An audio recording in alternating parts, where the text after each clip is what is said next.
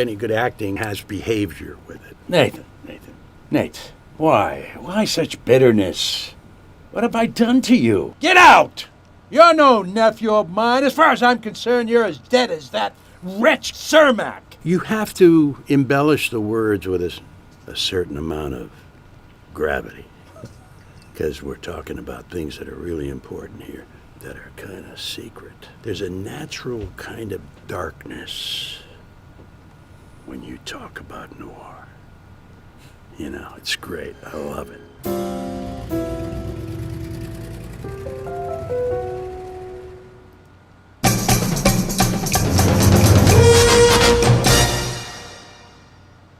Although edited for television, tonight's thriller contains scenes of suspense and violence which may be unsuitable for young viewers. Parental discretion is advised. Robservations with Robert, Meyer, Burnett.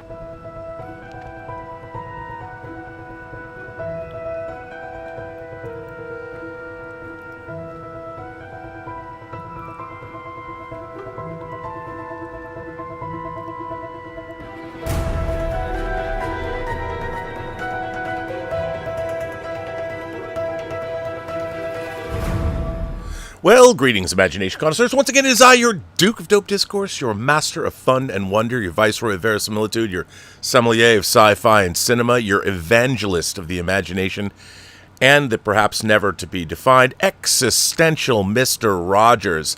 That's right, moi, me, Robert Meyer Burnett. I'm, of course, Robcasting at you. You Imagination Connoisseurs, you members of this, the Post-Geek Singularity community. This is Robservations, episode 1115.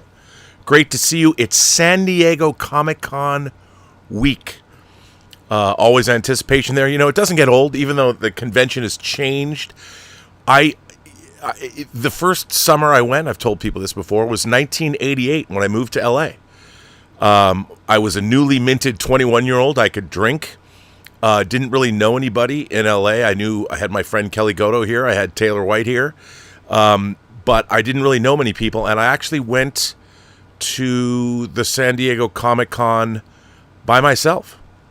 I drove down by myself. And then it was in downtown San Diego and in a hotel, kind of in the basement of a hotel. They hadn't even built the convention center where it takes place now. And that, of course, the one thing I bought when I was there was Akira, the Japanese Akira Laserdisc, which, of course, was in Japanese. No subtitles. I'd never seen the movie before. Brought home that beautiful gatefold 2-disc set, and I was amazed. And it's coming to theaters again in this September. You can go see it. I have the beautiful 4K restoration of Akira. It's fantastic. And I've had so much fun at San Diego. I've got up to so many shenanigans I can't talk about. No, the hentai basement at the bottom of the convention center. Can't talk about that at all, can we? No. There's been lots of shenanigans over the years. Really growing up, going to San Diego. I mean, from 1988 to now, 38 years. Didn't go during the pandemic, obviously, but I met Mark Altman, who I ended up making Free Enterprise with at the 94 Comic-Con. I mean, there's so many interesting things and so many interesting stories that have happened. I met so many great people, and the real fun thing about Comic-Con is everybody you meet when you go down there. It's become almost unbearable in terms of how many people are there. It used to be that you could go drift in and out. The 90s and the early 2000s was like peak Comic-Con, but I don't want to be one of those old men shouting at clouds. It's still a lot of fun. It's gotten so big now. It used to be that you ran into everybody that you wanted to see, but now it's hard to run into anybody because there's so many people there.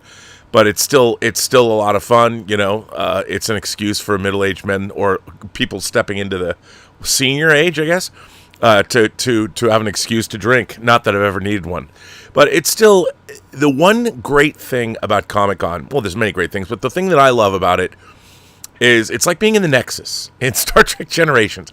You're surrounded by joy. Everyone's got a smile on their face, even when you're knocking around the incredibly dense crowds inside the exhibit hall. You know, and yeah, waiting in line. Look, I just put on a mindset where I know that I can walk 5 feet before meeting somebody and 5 feet before I meet somebody else. And for those of you who might run into me down there, I'm there to say hello and to chat. And if you want to buy me a drink, fine. But that's why I'm there, you know. And I've met so many cool people there. I've met so many of my heroes there. It's just a great time. I'm not going to go down for preview night just because I'm busy working. I got a lot of stuff on my plate. I'm doing White Devil's deliverables. I'm trying to finish my book. I noticed that in the top of the chat here tonight, Captain Finity Time Traveling Police, who always seems to have a dubious opinion of me, asks, I'm so curious about Rob's forthcoming Picard book. Well, I will tell you where I'm at. It's 75. It's hovering right now around 75,000 words. The first, it's going to be 14. There's an introduction, interludes, and 14 chapters and a epilogue. And it's turned into something far more than I thought. And I'm really excited about it. And I've never really put my... for those of you might not know, I've been writing a book decided to call it The Future is People, because that's what it turned out to be. And it was originally going to be, I had an idea about doing a series of books called From the Robservatory, where I would repurpose Robservations episodes and interviews that I've done with people into book form. Based on subject matter. And the first thing that I wanted to do was take the after shows I did on Picard Season 3, where I interviewed showrunner Terry Matalas, I interviewed Todd Stashwick, I interviewed Christopher Monfett, and Matt Okamura, and Sean Tretta about writing the show, and then, of course, Stashwick talked about being an actor on the show, and then the great Dave Blass, the production designer, interviewed him as well. And then, of course, I was with my friend Bill Hunt, and we worked on the Axanar project, which they're showing after 11 years another episode of Axanar, and you can go see it on Sunday if you want. I was invited by Alec Peters, believe it or not. That's right, he sent me an email inviting me to go. But we're doing Starship Smackdown. But so anyway, the book has turned into something more. I'm really proud of it, and I want it out. I can't decide whether I'm going to crowdfund the publishing of it, because I want to do a hardcover slipcase version. I want to do a hardcover version, a softcover version, a digital download, and then the audiobook. And my plan is, I can't afford to publish it. That's the only reason I'd crowdfund it. But I'm going to have it delivered on September 8th. So it'll be done. I want to have the audio version done, and I also want to have a digital version done. So to crowdfund, you'd get both of those things. And then if you wanted a hard copy, you'd be getting those as well. But those would already be in process and at the printers and ready to go. And they're going to be shipped. It's going to be great. And I'm really proud of it. I've never written a book before. I've always wanted to. I've contributed to anthologies and things like that, but I've never written a book. So this is the first one that I have done. And I'm really proud of it. Anyway, I wanted to, first of all, this is part 2 of an episode I did last week about reading. And I'm going to get back to the article I read from The Atlantic. You can follow along. It's in the description. I also wanted to mention we dropped a bunch of 70s classics, one-sheets at our ongoing National Screen Service movie poster sale that we're doing all summer long. We're dropping more, but we dropped a lot of 70s classics. There's some great one-sheets. Every time I look at them, I'm like, why are we getting rid of this? I mean, I'm up to my ears in posters. I could never... But there's some great stuff. I mean, everything from All the President's Men to Up and Spoke. There's a 1941 promo poster, or advance poster. There's all kinds of great stuff. But if you go, the link is in the description as well. Find Your Niche on eBay is the name of the store. So go to the eBay store, find your niche, and then you can click on R&B's Imagination Connoisseurs. And I want to say there's about 1,500 items up for sale. I think we've sold about 1,000 items. And it's really cool stuff, and we've got a lot more to come. So keep checking that out. Anyway, enough the commercials. Let's talk a little Doomsday before we get into the article at hand. So the Doomsday trailer dropped, and it dropped in yesterday to promote the tickets that went on sale. And of course, I'm not immune to the hype. I'm a fan. I'm a dyed-in-the-wool fan. I did buy my tickets to the first show at the Chinese. Because, I wish they'd fix the seats when they refurbished the Chinese in 2015 and put in that laser projection system. It was amazing, made in an IMAX theater, but they haven't kept up with the seats. A lot of the seats, they're sprung. I wish that they would. Maybe part of Infinity Vision could be them going in and fixing goddamn seats at the Chinese. But that's okay. I got tickets to see the 1 o'clock show. I'm very excited for Doomsday, and I'm going to get into that a little bit more. But I did receive an interesting letter from Stephen Wolfe that I want to lead off with. Because I was thinking about this. Dear Rob, this is Stephen Wolfe now. Dear Rob, I'm a huge fan of your work and your passion for imagination in filmmaking. I wanted to share a personal story that explains why I think AI-generated content may pose a real threat to movie marketing, and possibly even box office success. Back in 2017, before Avengers Infinity War was released, I remember watching Collider, John Campea, and of course you. Oh my God, I've been on YouTube that long. After Marvel showed footage at D23 and Comic-Con, everyone was buzzing about one incredible moment. Thanos pulling down a moon and throwing it at Iron Man. I kept thinking, a moon? Thanos throws a moon at Iron Man? I remember that. Even as someone who considers himself to have a good imagination, I couldn't fully comprehend what that would look like on screen. More on that in a minute, but that's what I've been thinking about Doomsday. Because the footage wasn't publicly available for months. The descriptions only increased my excitement. My mind's eye went to a wonderful place as I waited to see the filmmaker's actual vision. Now, approximately 9 years later, the Avengers Doomsday trailer has arrived, and for me, the hype simply wasn't there. Marvel obviously isn't in the same place creatively, and its recent movies have been hit or miss, so a lot is riding on this film, but I realize that something else has changed. Before AI, hearing descriptions of exclusive footage fueled our imaginations. Now, descriptions from CinemaCon are immediately turned into realistic AI-generated fake trailers that flood social media feeds of anyone who follows movie news. In my case, those videos created the false feeling I had already seen some version of the trailer before Marvel released it. I totally agree. The troubling part is that an AI recreation might even exceed the real trailer in terms of action or visual spectacle, even if it cannot match the dialogue, performances, or filmmaker's intent. That can make the authentic trailer feel strangely familiar, or even underwhelming, when it finally arrives. I wonder whether AI is beginning to rob movies of the anticipation that once made exclusive footage so powerful. Could these fake trailers eventually reduce the impact of official marketing and even affect whether audiences feel compelled to buy a ticket? I would love to hear your thoughts. Best, Stephen. Well, Stephen, I would say great minds think alike. I've been thinking much the same thing as you have. First of all, obviously, the Marvel Cinematic Universe is unique among franchises. I believe, if I haven't lost count, that Doomsday will be the 40th film in the franchise. Now, there's only 25 official James Bond movies between 1962 and 2021.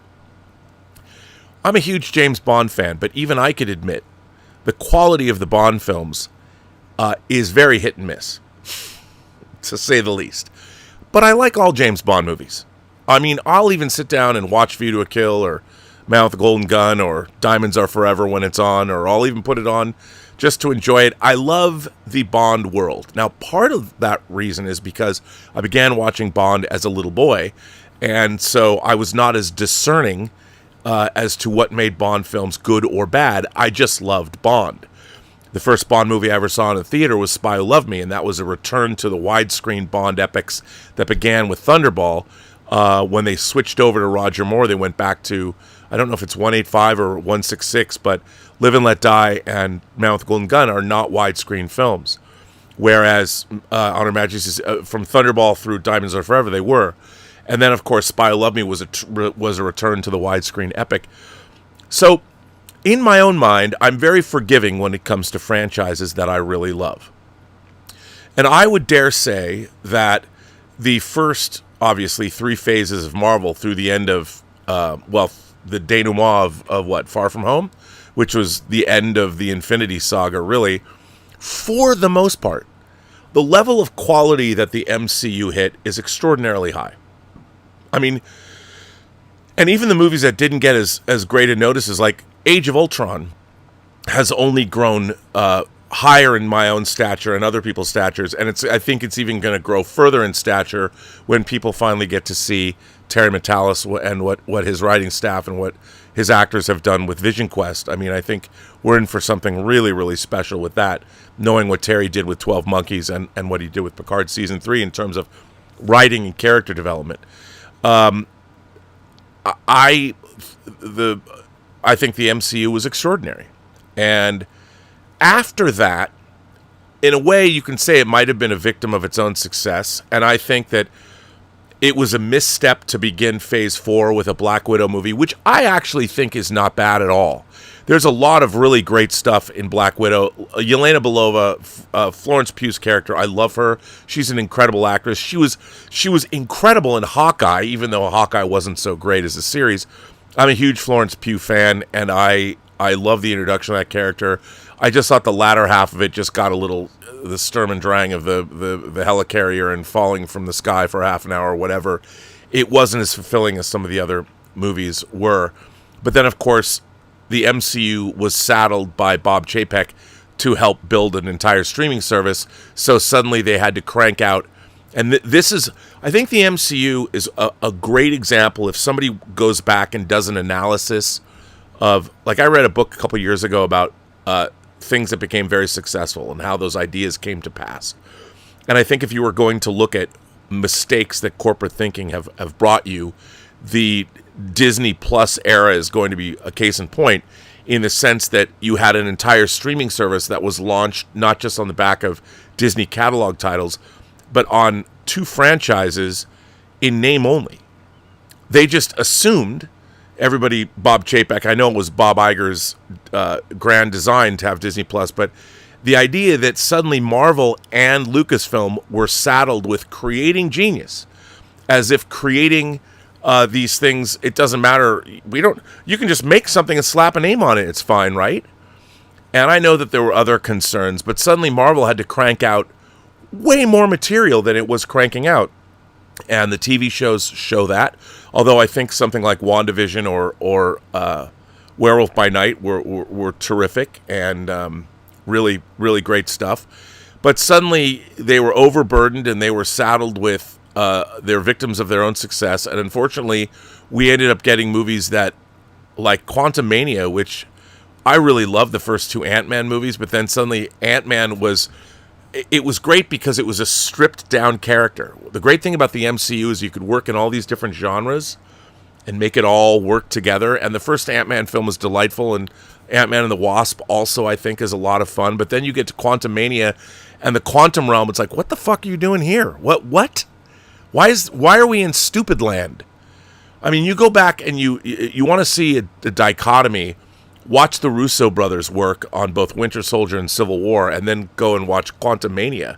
And you're like, are these even in the same universe? I mean, it's like you're going from something like Blade Runner to Space Hunter. You know, if you know your 1983 3D movies with Michael Ironside as the overdog, you're like, what? So, but I get it. I mean, Marvel is making the most successful franchise in history. Why shouldn't we launch a streaming service on the backs of Marvel? We have the movies, and now you're going to make all these brand new TV shows. Oh yeah, well, we're making 2-hour movies, and now you want us to do an 8-episode show, whatever. It was, I'm not going to relitigate that, but that was really inane. And then, of course, they had a story group, and I don't know what goes on behind the scenes. I don't want to speculate, and Kevin Feige was probably exhausted by then, although I think he looks pretty robust and healthy in these. I watched this Amy Pascal Feige interview today, and they both looked very robust and healthy, and Kevin Feige looked great. So it looks like he's got a bunch of stuff to be excited about. I mean, coming off of Wonder Man and coming off of Thunderbolts and coming off of Daredevil Born Again Season 2. They've wrapped Season 3, by the way, according to Vincent D'Onofrio. And you've got Spider-Man No Way Home, you've got Vision Quest, and you've got Doomsday. So, now, I, for one, as far as the question of Stephen's letter, I felt this way a lot about watching all the people. Look, on one hand, you have all these people that are so excited for the trailer that they want to contribute. Somebody's sitting down and they're prompting and they're trying to make AI versions of what they've dreamt the trailer might be. I mean, hell, there's Lego depictions of the descriptions of the Doomsday trailer from CinemaCon. A lot of fans, apply their creativity, and that's only because they're excited. So I can't, I can't fault anybody for that. But some of it was actually pretty good, and everybody knows there's the scene at the end where Thor says it's impossible, and hi pal, and Mjolnir goes from one hand to another. I mean, I saw a number of depictions of that. Some of them were done quite well. But I understand what Stephen is saying, and I think you're absolutely right. But this is the world we live in. And the world we live in is fandom is going to fandom. And I think when the tools are provided, people are going to be doing that. I think, though, that there's no way around it. Does it diminish the actual work? Well, maybe. But I would say that means that it's up to creators when you're working in your giant IP franchise space. It's incumbent upon you got to knock that shit out of the park. So maybe the pressure to succeed is greater, but it's not going to go anywhere. See, I guess having been a fan and been in fan circles my entire life, I've always seen fans' depiction of things. And some of it's really good and some of it's not so good. But it's always meant enthusiasm to me. Now, I understand, too, that there is now a new wrinkle in that all of our major IPs have been disappointing because they have been victims of fraudulent creation. I mean, if anyone's seen how they're promoting Star Trek Strange New Worlds, the new season 4, it's abhorrent. I mean, who is this for? They're so far away. Who are you marketing to? And their marketing campaign, it feels so disingenuous. It's like, ugh, you're going into the 60th anniversary of Star Trek with this? Maybe the episodes are good. I haven't seen them. Maybe, you will get one or two that are passable. I haven't seen them, so I won't judge. But the marketing campaign is abhorrent. I understand what they're trying to do.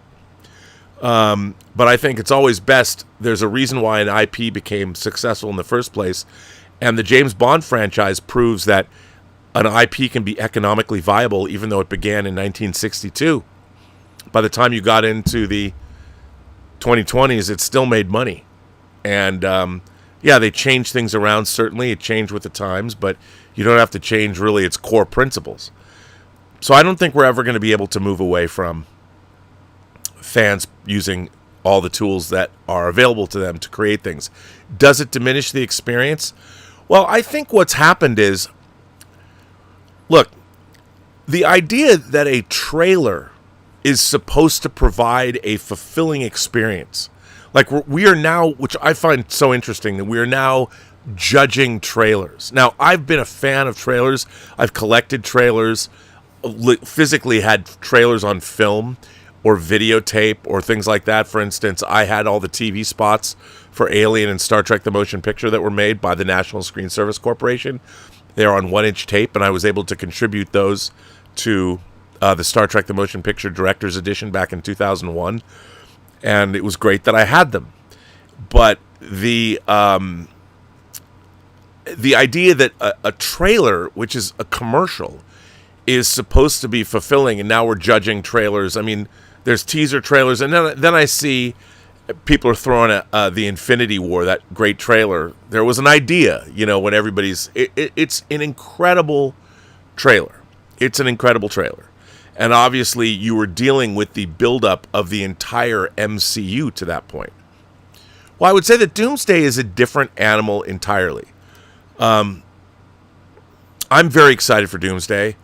I think, remember, when you can hear the actual plot or the leaks or whatever and you can judge a story that way. But, when you sit down and you watch the interplay when two characters talk to each other, that's what a movie's all about. I think if you broke down secondhand plot outlines, even if they're all accurate in terms of it does not match watching a film, and I don't think it equals the quality of watching a film either. You have to sit down and actually watch the movie. People have asked me, did I love the Doomsday trailer? To be frank, I thought it was okay. I thought the Doomsday trailer did not do a good job of conveying the kind of movie that they've made, if that makes any sense. Like, I like trailers that, I mean, I know they're going to show you action, but I don't like trailers that just show you glimpses of characters. You know, like when you see Namor flying in the air, or you see a shot of Shuri turning into Black Panther. I mean, we know that.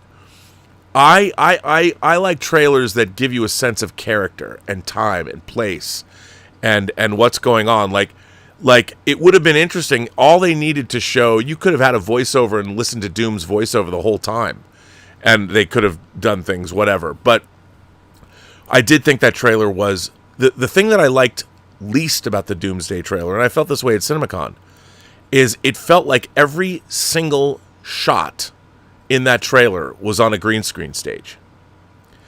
And one of the things about Infinity War, and there was a lot of, obviously, of green screen, but Infinity War had some interesting European locations. We had the whole scene in New York City. There's a lot of palette changing in terms of the colors. When you're on Titan, that's a different. You got flashbacks with Thanos and Gamora, and there's a lot of palette changers. Now, I understand that in Doomsday, a lot of the sky around these planets is now red, and so there's a change in the tenor of what we're watching. But I do think that it's incumbent upon Marvel, when they are showing us these kinds of films, especially, as many people have pointed out, coming on the heels of the Odyssey, which is peak verisimilitude, obviously, where there are no green screen stages, and you're on location. And the feeling of it, whatever you think of the Odyssey, you know you're outside. You know you're in a real place. And I think one of the problems with the Doomsday trailer is it looks very artificial. And it looks like you're on green screen stages. And you have to ask yourself, well, why is that? Even the X-Mansion, when you see Charles Xavier at the beginning watching the other Earth explode in the sky above him, where people have died. When you're seeing that in the trailer, they're on a set. And I recently watched, I love X-Men Days of Future Past. I love both cuts. I love the original version. I love the Rogue cut. But the scene where Wolverine goes to Xavier's school and Beastie lets him in to see the professor, you know, you can see sunlight streaming in because they shot that at a real location, and a lot of what's going on is very, very cool, and it feels real. And I think what the Doomsday trailer is missing, when you're going to go this fantastical, the grounding in reality is even more important. And look, you can watch, I mean, people complain, oh, Gambit's fighting Shang-Chi, and I like Shang-Chi a great deal, the movie, and a lot of people don't. I mean, look, I would say this. I would love to have seen a Shang-Chi movie the way that Master of Kung Fu was written by Doug Manchin, illustrated by Paul Gulacy in the 70s, when it was James Bond meets Bruce Lee, but that was never going to happen. So we got the modern version of Shang-Chi, and I got a wuxia movie, which is fine. I really enjoyed it. And Tony Leung was in it, and everything about Shang-Chi delighted me to no end. Now, I know a lot of people didn't dig it. They wanted something different. But it's not that they wanted the original. They're like, this is not a great representation of the original Shang-Chi, because very few people have read Master of Kung Fu. I mean, let's face it. But as far as the Doomsday trailer is concerned, I enjoyed watching it. And I'm still deliriously excited for the movie. Now, I also want to say a few things. Look, do I think that the multiverse, obviously it didn't work. Not the way they wanted it to. But there are things in the multiverse that I find very, very interesting. And I have come to realize, like, first of all of this, when people, you can go back and you can read the Kang Dynasty story in the pages of Avengers, which I recently did. And it's good. You know, it's good, but obviously they completely botched Kang. Kang is, what they're doing on X-Men 97 is far more interesting, even though it's very truncated, but it's still fun to watch. But they could have done a much better job setting it up. They really, if you're dealing with the multiverse, you need to plan it. And there's a lot of things I object to. The TVA I thought didn't work at all. It broke. It's so funny. People are always yelling at me, well, Rob, there's Hulks and aliens and Asgard and Asgardian gods and everything. Why are you mad about the TVA? Because the TVA, it was created to almost be a satire of the American workplace. It's very Terry Gilliam. It's very Brazil. I didn't even like it in the comics. The TVA as like a place of business that's supposed to be the epicenter. I mean, once they did that and had Loki there and all that, and the way they dealt with it in Deadpool and Wolverine, and the way they have to deal with it in Doomsday and all that, although other people, I think, share my dislike of the TVA, and I'm there for it. But that's all I'm going to say. But I think that that was a mistake. Quantum Mania was a mistake. What I think should have happened, and it kind of, in my own mind, kind of has. If you think about how Thanos was defeated, our heroes messed with the multiverse. They messed with timelines. They screwed up. And they really triggered, if you go back, I think the Russos are going to do this with Endgame Encore. They're gonna bolster the idea that, in a way, the attack on the multiverse was really precipitated by our heroes. And of course, what happened when Peter Parker asked Doctor Strange to cast this spell, it's all human or 616 hubris that led to the multiverse crisis, which led to the rise of Doom. And it doesn't bother me, because Marvel was smart, and they went and adapted Hickman's When Time Runs Out, and then doing Secret Wars was a great choice. Hickman is one of the great modern comic writers. I only wish he was able to realize his entire vision for the X-Men Krakoan saga, because that would have been terrific. I really like that. I mean, I don't think they're going to do it, but boy, if they adapted the Krakoan saga for the X-Men and did it right, and then they were leading up to the Eternals, the Avengers, and the X-Men, if those reports, somebody said, what was it, Judgment Day? Yeah. I fucking loved that comic. For those of you who don't know, in the Krakoan era of the X-Men, they figured out how to resurrect if you died. You don't have to ever die again. And because of that, they went against nature, and the Eternals are like, well, they've become deviants. And so the Eternals basically decide, well, they have to be culled. They have to be eliminated. And the Avengers are like, you can't do that. And they're like, well, we have to. And I loved it. I mean, that to me is a great premise. But it worked well because the Krakoan era and the resurrection, it's a long story. And Moira McTaggart, I loved it. And then it went off the rails. But it was great for a while. I mean, I as I've said, I've read the X-Men for 40 years, and it got to the point where, the last 15 years or 20 years of X-Men, they're regurgitating. How many times can you tell the same story? But the Krakoan era of X-Men was great, up until it wasn't. But it had new scenarios, and I loved it. Anyway, look, I think that the multiverse saga itself, the fact that in a way it was kind of fucked up, has given rise to Doom, and they just pivoted. Instead of doing the Kang Dynasty, they're like, okay, we're going to take kind of some of the things that we were setting up and pivot into this great story of When Time Ran Out, and then into Secret Wars that Hickman came up with. And having read all that, I think it's great. Now, I, for one, am very excited about Doomsday itself. I've been excited about the movie for various reasons. And I look, as a comic fan, it's like this giant summer crossover. And I understand that these characters have not endeared themselves to people, but we still have Thor, we still have Steve Rogers coming back, and it's not fucking Hydra Steve. Jesus Christ, get off of that. It's our Steve Rogers. It's our Steve Rogers. I can tell you that definitively. I like what's happening. I like what's going on in the story, the film. I really think it's going to be really fun to watch, and there's things in it like Steven said in his letter, there's shit that happens in this movie that I can't even imagine what it looks like on screen. And I'm really looking forward to it. And I do think that they probably have had a hard time because the story is so massive and there's so many directions they go in, and you have so many people. I mean, you've got Thor and Captain America going on, you got this team going over here, you got this team going over here, and they find out all this stuff. And how do you make all of that work? And, you know, there's, of course, a massive battle in a certain country in the movie. There's all kinds of stuff. If I was editing the film, it would be a fucking nightmare. However, my version of that movie will be 3 hours and 15 minutes. I'm telling you right now. So, anyway, I'm excited that let's talk about that, and now we'll move on.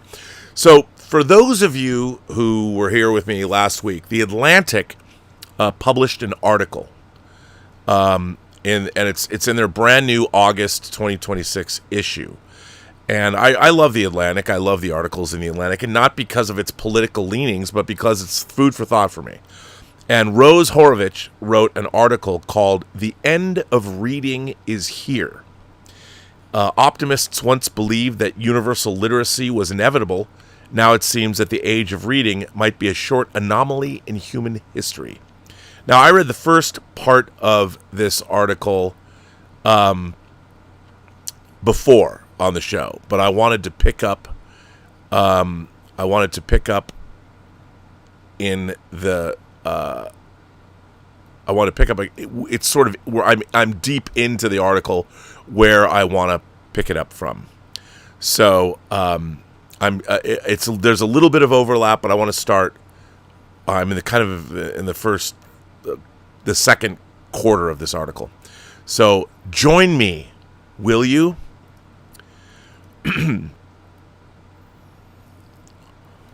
Reading has never been natural. Humans have no innate cognitive machinery designed to string letters into words and connect them to their real-world analogs. To read, people had to repurpose regions of their brain used for speech and object recognition. The practice first emerged 6,000 years ago in Mesopotamia. For millennia afterward, most of the population was illiterate. Literacy became a mass phenomenon recently, after Johannes Gutenberg invented the printing press in 1440. The written word is fundamentally different from oral language. Writing detaches the message from the messenger, allowing for a more dispassionate spread of information than was possible in oral societies. Because writing a phrase takes longer than speaking it, writing forces the author to slow down and reflect. Written language tends to employ more complex sentence structures and vocabulary than spoken language. And unlike speech, it doesn't disappear into the ether.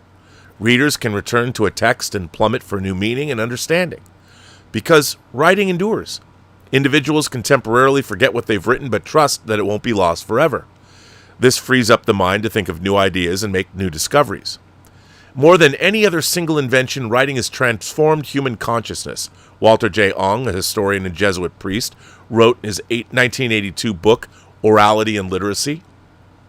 He argued that literacy created the conditions for inner concentration, extended focus, and logical deduction.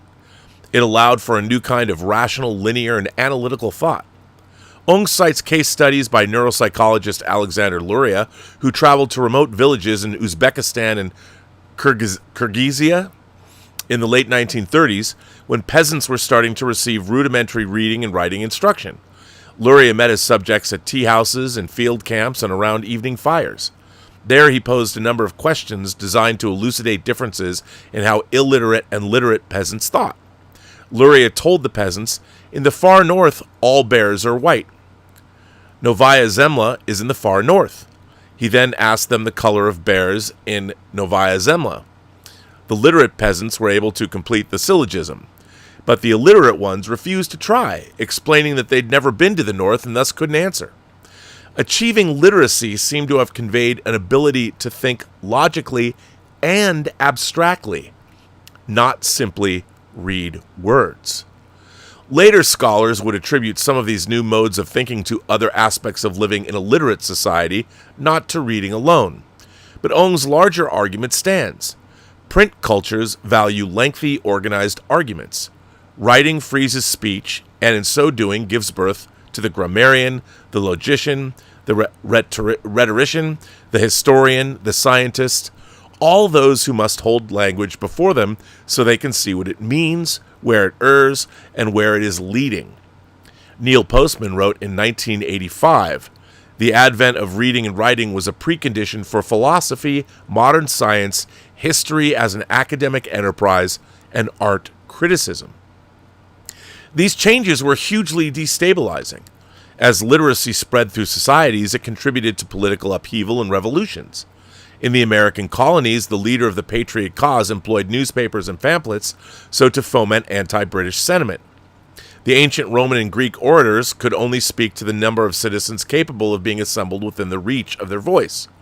Benjamin Franklin wrote in 1782, "Now by the press we can speak to nations, and good books and well-written pamphlets have great and general influence." America's founders used a print document to construct their new nation and believed that the system they had devised would work precisely because citizens would be informed readers. Franklin was himself a newspaper publisher and established America's first lending library. "These libraries have improved the general conversation of the Americans," he wrote in his autobiography, "and made the common tradesmen and farmers as intelligent as most gentlemen from other countries." Early on, Americans came to see staying informed as a civic and even moral imperative. By the way, that imperative is completely gone. Of course, the new republic was not always a haven for sober analysis. The founding fathers attacked their enemies in the papers, spreading lies to incite the public against their opponents. One ally of Thomas Jefferson's called John Adams a hideous, hermaphroditical character who has neither the force and the firmness of a man, nor the gentleness and sensibility of a woman. That's a pretty dope insult for back in the day. Nor was access to reading evenly distributed. For a long time, large numbers of Americans couldn't pass the federal government's literacy test, especially in the South, where preventing black literacy was a pillar of white supremacist government. But from the beginning, literature was a crucial source of entertainment, meaning, and connection for many Americans. They shared a set of references from the Bible and English literature. Charles Dickens was sufficiently beloved by American readers that when he got his hair cut during a visit to New York City in 1842, admirers flocked to collect clippings from the barber. In the 19th century, composing a letter was an art form, and even correspondence with loved ones was written in an elegant, formal style. It's weird for us to see it now. A Civil War soldier writing to his wife, and he's covered with mud in a tent, and he writes as if he's Shakespeare, John McWhorter, a linguist at Columbia University, told me. And you think, can't he loosen up with his own wife? But the thing is, that is him basically sending her roses. Samuel D. Lougheed served in the 8th Regiment of the Union's Missouri Volunteer Infantry, which fought at Shiloh and the siege of Vicksburg. In October of 1862, he wrote to his wife, "'Tis hard to lie down covered with your own gore on a battlefield and die. 'Tis hard to see the mighty, prancing warhorse trampling the dying and dead beneath their merciless feet. No, dear wife, near to speak a word of comfort. No living sister or mother to administer relief in that hour the most sad in the history of humanity. Oh, the humanity! Oh, the horrors of war." In 1962, Marshall McLuhan, the patron saint of media theorists, predicted that the Western world would become what he called post-literate. In The Gutenberg Galaxy, published that year, he suggested that such an age had already begun, that electronic media were already supplanting the written word. At the time, 90% of homes had a television, compared with 9% only a decade earlier. Television was becoming Americans' main source of news. The average household spent more than 5 hours a day in front of the TV set. Viewed from the present, the America of 1950s and 60s doesn't seem post-literate. After the war, the nation had become wealthier and more highly educated at a remarkable pace. Its appetite for the written word and its veneration of the intellectuals who produced it seemed poised to grow and grow. In 1964, Time, which then had a circulation of more than 3 million, ran a cover story on John Cheever, the author known for his dark fables of suburban malaise. The article, Ovin and Ossining, opened with an extended quotation from the invocation of Metamorphosis. In Cheever's famous story, The 548, the protagonist boards the titular train and is greeted by a then familiar, now exotic sight, a car full of commuters reading the evening newspaper. But television was changing the rhythms and habits of American life. In 1985, Neil Postman, a friend and disciple of McLuhan's, published Amusing Ourselves to Death. By the way, a great book I recommend everybody read. He argued that television had hijacked Americans' attention and turned politics into cheap entertainment. The problem is not that television presents us with entertaining subject matter, but that all subject matter is presented as entertaining, Postman wrote. Television is our culture's principal mode of knowing about itself. At the time, the average American household watched more than 7 hours of television a day, a number that would rise to nearly 9 hours by 2010. If TV crowded out the silent time necessary for reading, broadband internet and the smartphone make it nearly impossible. Not too long ago, at-home screen entertainment was finite. Shows aired on a certain day, at a certain time. If you wanted to watch an old movie, you had to put on your shoes and go to a video store. Books could compete in that environment. Some people, at least, would turn off the TV and read a book before falling asleep. Now, entertainment is limitless. There's no hard stop. One show bleeds into the next. People watch TV with their phone in their hand, monitoring social media, or texting with friends. Netflix has repeatedly told directors and screenwriters to assume that the audience isn't paying attention and to constantly remind viewers what's going on. In this environment, people have to really be determined to read, and most aren't. When people do read, they might find that they're absorbing less information. That's especially true if they read on their phone. The endless scroll, hyperlinks, and notifications invite surface-level reading, with constant invitations to look elsewhere. Studies have shown that people comprehend less when reading on a digital device than on paper, perhaps because all of these distractions. Devoting extended, undivided attention to a text can now feel like too much to ask. Audiobooks have become a popular alternative to print books, at least in part because listening to a book allows for multitasking. You can read while doing the dishes or driving to work. Faced with shrinking attention spans and declining comprehension, schools might have been expected to resist the impulse towards shorter passages and shallower reading. Instead, they spurred it on. A 2025 survey found that most middle and high school English teachers assigned 0 to 4 books a year. Successive waves of education reforms have led districts to favor short passages over full books, the better to mimic multiple-choice reading comprehension exams. Many of the most popular school curricula now rely on excerpts. Anna Marie Cortez, the principal at an elementary school in Corona, California, told me that many administrators are instructing teachers not to assign full books. They're supposed to be running discrete reading drills with short excerpts. Meanwhile, digital devices have flooded American classrooms. In a New York Times survey, more than 80% of elementary school teachers said students receive a school-issued device by the time they enter kindergarten. Lupita Villalobos, who teaches 3-year-olds at a pre-K in Duncansville, Texas, told me that the district gives each student a tablet to use during school. She's prevented her students from using the devices as she knows how much time they spend on them at home. I had a student who had a very strong reaction to starting school, she said. Typically, students cry maybe the first couple of weeks and say they want their mom. But this student would cry for her tablet. In the recent past, people were at least reading something online, but that's changing fast. Social media, once mainly text-based, has been overrun with short-form videos. TikTok, YouTube Shorts, and Instagram Reels dominate the attention economy, especially among young people. According to a recent data analysis by Jean Twenge, a psychology professor who studies generational change, by 8th grade, the average kid spends 4.5 hours a day on social media. For much of that time, it appears they are watching videos, often at 2 times speed. Even text messages have taken on characteristics of the spoken word. People use all caps to indicate heightened emotion and avoid the formality of proper punctuation, which now seems stilted, even stern. Like many 20-somethings, my friends and I have mostly moved on from texts, preferring to send one another voice recordings instead. The written word has survived for thousands of years and overcome successive challenges from the new technologies. It's clearly resilient.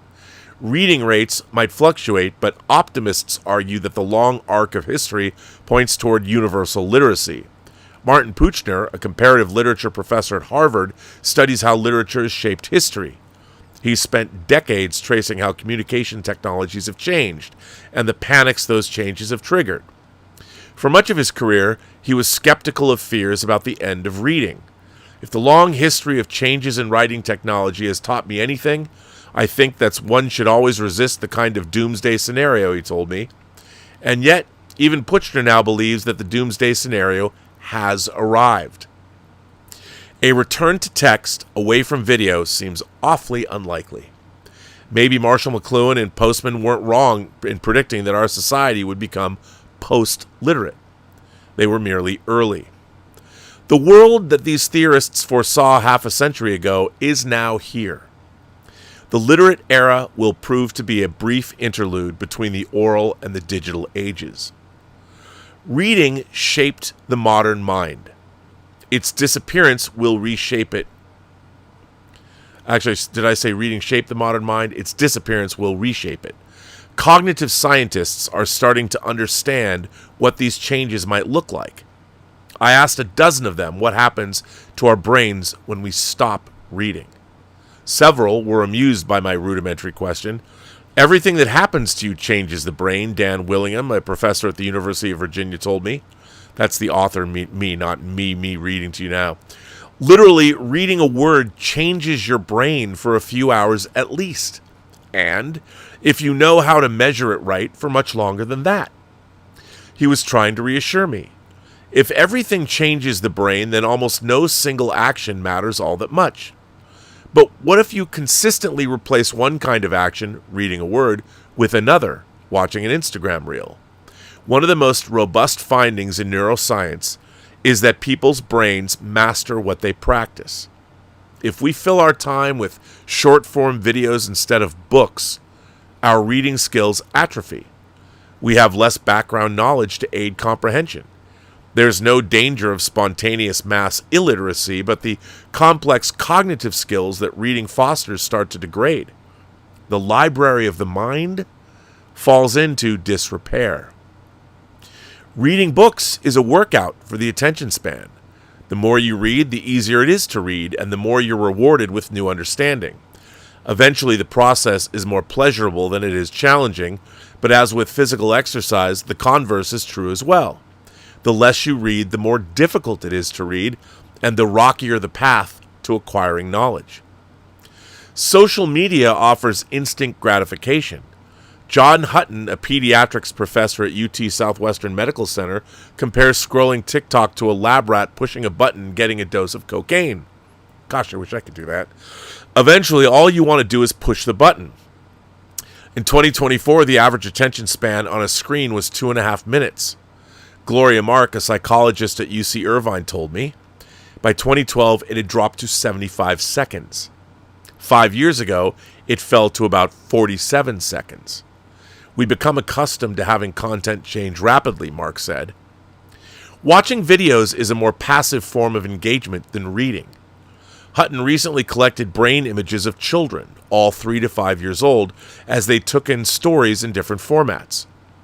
When children watch an animated video of a story, they use the region of the brain associated with imagination about half as much as they did when looking at static illustrations while listening to an audio recording.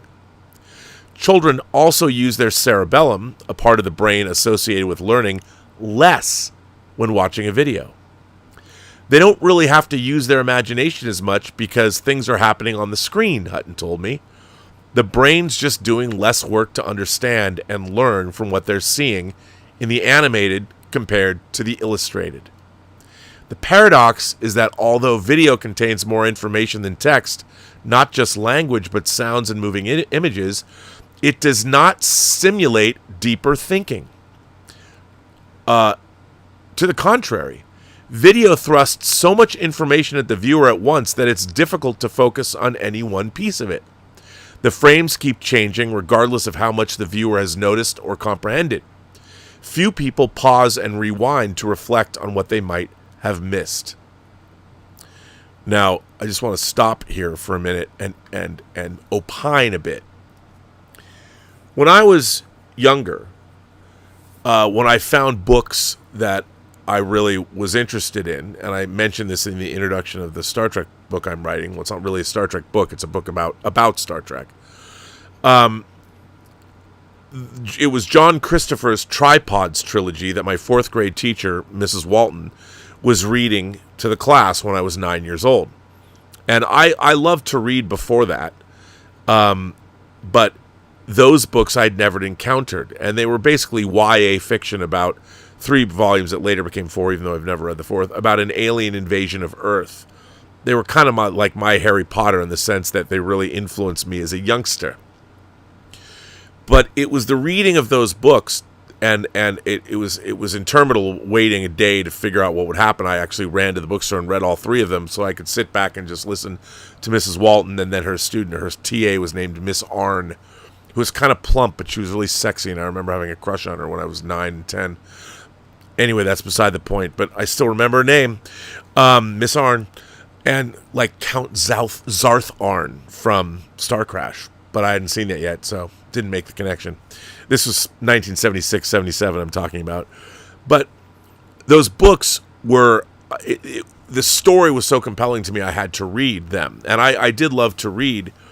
But here's the thing that I found interesting, and just to use an example, Stephen King. I became a huge Stephen King fan in that same year. I want to say, I don't know when Night Shift came out in paperback. But what happened was, when I turned 10, probably, it was in the 4th grade when I joined the science fiction book club. When I realized that there was a whole world of these great science fiction novels. I knew there were science fiction novels, but I wasn't aware of just how enjoyable they could be. So my parents paid for me to join the science fiction book club, which was, back then, like, what, $5 a month or something? I could get whatever books I wanted. My parents were happy to do that because I was reading. And one of the things I discovered horror. I'd never read horror novels. I hadn't done that yet. I read science fiction that had horrific stuff in it, but it was Richard Matheson's novel, I Am Legend. And I got that because I recognized Richard Matheson as some the name of... I didn't know, there was no way to find out, is it the same guy that wrote Star Trek and Twilight Zone episodes? But I went and got I Am Legend from the Science Fiction Book Club, and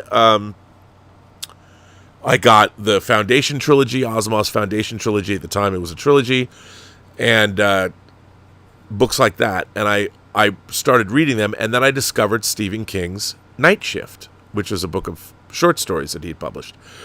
And the interesting thing is I became a big, huge Stephen King fan. And after I started to read Richard Matheson and found out that there were other books by him, I started reading authors' works, not just one book by them, but getting more books by them, because if I liked an author's book here, I figured I would like all of their books. Now, obviously, Stephen King has to be, in terms of everything he's written to how much has been adapted into television or audio dramas or, of course, motion pictures, he's got to be one of the most adapted authors in history in terms of, Shakespeare's really well, obviously, but for a modern author, a lot of Stephen King, I don't know what the actual percentage is, but when I was reading a Stephen King book as a kid, I was so absorbed by by King's voice, and to read his work, and to read, any author's work, but Stephen King was so relatable,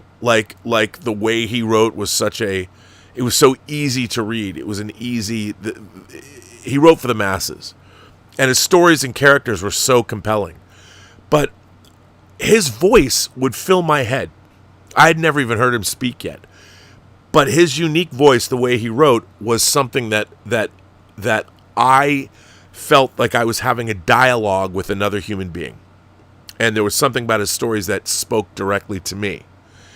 And it was an experience that you could only get reading a book of his. And I found that's true of all of my favorite authors. The only way you can get the experience is to read their books. And to read a book, and especially an author that you love, I get really obsessive. Like, I can barely put a book down. I talked about I have a half-brother, and my brother gave me the James Lee Burke novel In the Electric Mist with Confederate Dead.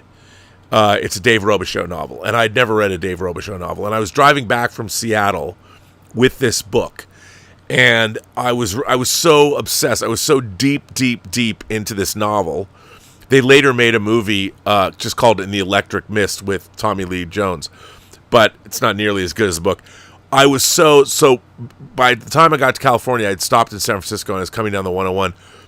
I was so obsessed with this book, I couldn't help myself. I was stopping like every hour, especially and I would just sit on the beach and read more of this book. I was so obsessed with In the Electric Mist with Confederate Dead.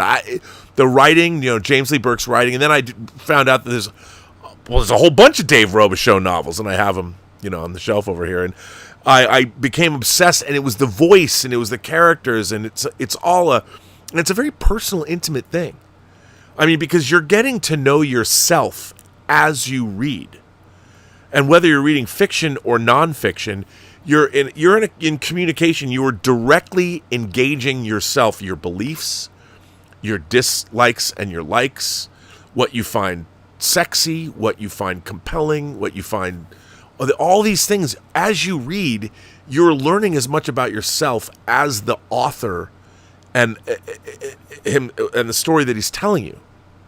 And then, of course, I don't know if you all remember this, but there was a thing that came out a couple years ago talking about whether or not people had an inner voice. I am constantly talking to myself in my mind. I'm always, I'll pick up this and go, oh man, I haven't seen Jack's back in a long time. And then I'll go back and I'll be thinking to myself as I look at this. In my mind, I'm going, I love Spader. I love Spader's 80s movies, especially when he played like Dutra and Sean Cunningham's The New Kids, which isn't very good, but Lori Loughlin's hot in it. I mean, I'll have an entire dialogue about James Spader's filmography just picking up this Blu-ray. And this article is about some people don't have an inner voice. And I'm like, I don't even know what that's like. Like, what would it be like? I mean, there's constantly something going on in my mind all the time. I have an ongoing, endless dialogue. When I read, I don't. When I read, the floor is given over to the author. And to know and love Stephen King, you can watch every single Stephen King movie. But I'll tell you something. As much as I appreciate and I do like David Cronenberg's adaptation of The Dead Zone, his film version that stars Christopher Walken as John Smith, it is nothing like reading that book. And they couldn't have adapted that because the Christopher Walken character is in a coma for like 100 pages.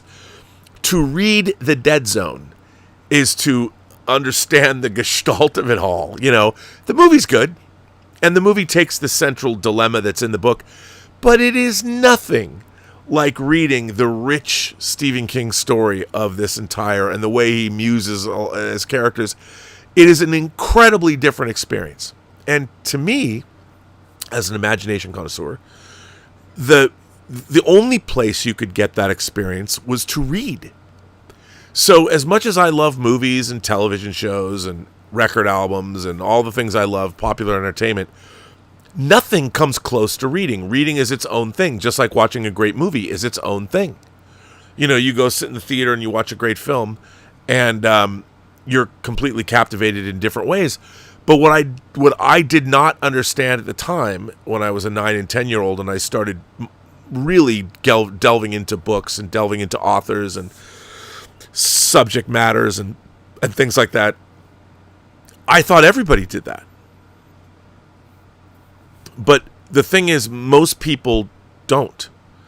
And one of the things that I personally have noticed, especially with the rise of social media, is there are ways that I think that I just would think people would understand my humor, or that people would understand when I'm being ironic or not being ironic, when I'm trying to make a dig at somebody and they don't understand. I mean, I have come to see for the last 15 years on social media how little people are actually reading. You can see the stats. You can read stats. But I think it's far less than that. I think that there is and all discourse, because people see something on. I can even tell you what videos people have watched, and they just believe that video, and they've just, well, that's the truth. And when it comes to political discourse, like, I've never understood, people have come after me because I will retweet somebody that is hated or that I hate, but I will retweet them because I think it's interesting. The idea is interesting. Even if I find somebody completely abhorrent or distasteful, I am not beyond retweeting them if I feel that I either want you to read it because it's so abhorrent, or there's something in it that's worth. I thought people would understand it. People don't. People have gone back and they have judged me based on who, and I'm like, oh, because I read all kinds of things. I read the opposition. I read books about. I've read Karl Marx. I've read a lot of things that I read. Mein Kampf. I wanted to understand, and I don't think you can live in the world. And I thought everybody would do that. Clearly, they don't. And I'm not pillorying anyone. I'm just saying, the old idea that reading is fundamental. There is so much more world out there to experience, because the more. Look, you go back to Laurie Walter talking in Repo Man, when he's telling Emilio Estevez, you find one in every car. It strikes me as interesting when I come across a word and I won't know what the word is, or I'll Google it or something, how suddenly it just appears everywhere. Like it or a concept or a thing, or I'll read about a historical figure I didn't know anything about, and suddenly they're everywhere. Now, it's not like they weren't there already. It's that I didn't notice them because I didn't know what they were. I'd never heard about them. I had no idea. So, the idea that we're losing literacy in a time where our civilization, especially democracies and the Western world, where we have all these charismatic leaders. I mean, it's so funny because Dune, the whole Dune show, the Paul Atreides story is do not trust charismatic leaders, and we are surrounded by charismatic leaders that everybody buys into everything they say. It's because you have to counterpoint every charismatic leader with something that you read. You should find every time you believe something. Look, if your belief does not stand up to questioning or scrutiny, that's a problem. If somebody questions what you believe, you shouldn't look at that as a bad thing. Because learning about how to come back and explain why you believe something, even if it requires research, will only strengthen your resolve and strengthen your belief. The more you know about what you believe, the better off you're going to be. Because then you can argue and understand your beliefs, both for your inner voice, if you have one, but also so you can discuss these beliefs with people that might not believe what you believe. And we are in a world where people believe a lot of stupid shit, and they have been indoctrinated to believe it. And the only way around that is to become more educated, and the best way to become educated is to read. And when I did this first show, there was a lot of pushback. People are like, well, Rob, I don't have time. People have always asked me, how do I read as much as I read? I read every night before I go to bed. There are always books in the bathrooms. When I was a kid, I would have to go to bed early, but I could stay up if I went into the bathroom, and bathrooms are usually brightly lit, so you could take a book in there. I couldn't, having a flashlight and reading a book in bed was not nearly, because no one bothered you in the bathroom, and from the time I was like 9 to the time when I started like 13 or 14, my mom would be like, what are you doing in there? Like I'm doing something untoward. Oh, I just jerked off to a sex scene in a Graham Masterton horror novel, but I had more to read, so I would continue and I could stay there past my bedtime. But, my mom knew what was up. But don't ask, don't tell. But that's why I was reading Graham Masterton horror novels in the first place. Am I right? You know what I'm talking about. Anyway, I just think that I've witnessed, and with fandom and with the San Diego Comic-Con and comic books and all that, I mean, part of the reason I'm excited for Doomsday is because it is an adaptation of the When Time Runs Out storyline and Hickman's Secret Wars and Battle World and all that. And there is a lot of stuff that's kind of, I mean, obviously it's a very truncated version, but, I was just talking about the Heat 2 script, which is a slimmed down version of the novel. And it's very interesting. I love stories, and I don't care where I get them. But I know that if you really want to get the best version of a Stephen King story, you got to read it, man. You got to read it. You can watch all the Stephen King adaptations. Shawshank Redemption is no doubt a great movie. But I had encountered the book first, the novella, in different seasons, which is actually called, of course, Rita Hayworth and Shawshank Redemption. Actually, all Breathing Method, which hasn't been made, Apt Pupil, The Body. I mean, those have been adapted. But you can't supplant reading with a movie or a TV show. It's a different thing. And it's an important thing. And as an imagination connoisseur, if you're watching this, I know you are one. I mean, there's experiences. Reading will change your life. You will come across a story, and I don't know what that story is for you personally, but you will come across a story that so affects you, you'll incorporate it into your own personal... you might not even tell anybody, but it'll be there inside of you. So let me continue on with this article. Young people today have never experienced a world without ubiquitous short-form video. In other studies, Hutton found that children who had more screen time and spent less time reading had less well-developed white matter in areas associated with executive function and language. This suggests that they were less accustomed to using those skills. Benjamin Powers at the Haskins Global Literacy Hub told me that students arrive in elementary school with a poor ability to maintain focus and a low tolerance for mental exertion. In classrooms, this shows up as students who can decode or retrieve information, but struggle with comprehension that requires inference, synthesis, or holding ideas in mind across longer texts, or AKA thinking. And I've seen results of that every single day on social media, and so have you. Because people have lost the cognitive ability to think in the abstract. They can't take 4 different disparate ideas and find a link between those ideas. This is incredibly dangerous for democracy.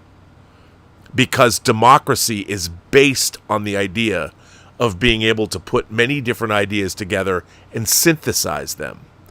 That's why a lot of people are being taken in by, say, the socialist mayor of Seattle. How's that working out for the city? Guess what? Spoiler alert, not well. And it's because the idea of, being a democratic socialist, that's a great thing. Because people are thinking in terms of one, hey, I'll be able to, it'll be less money to buy something, or my rent will fall down, and, there's going to be a millionaire tax. But they're not putting all of those things together. And that's one of the problems. Charismatic leaders rise to power during that time, and also people don't have a holistic understanding of what an ecosystem of how a city is run looks like. All they hear is I get to pay less money for this. Yeah, but then how is that going to affect somebody else who lives the block down that has nothing to do with you, that has a whole other slew of concerns? What about somebody whose livelihood comes from the fact that they bought a building and they're a landlord and they pay a lot more tax than you do? What happens when someone says, well, you know what, we're going to take over all the private property? Oh, really? Well, how's that going to work out in the long term and downstream? Because people can't think downstream anymore because they don't fucking read.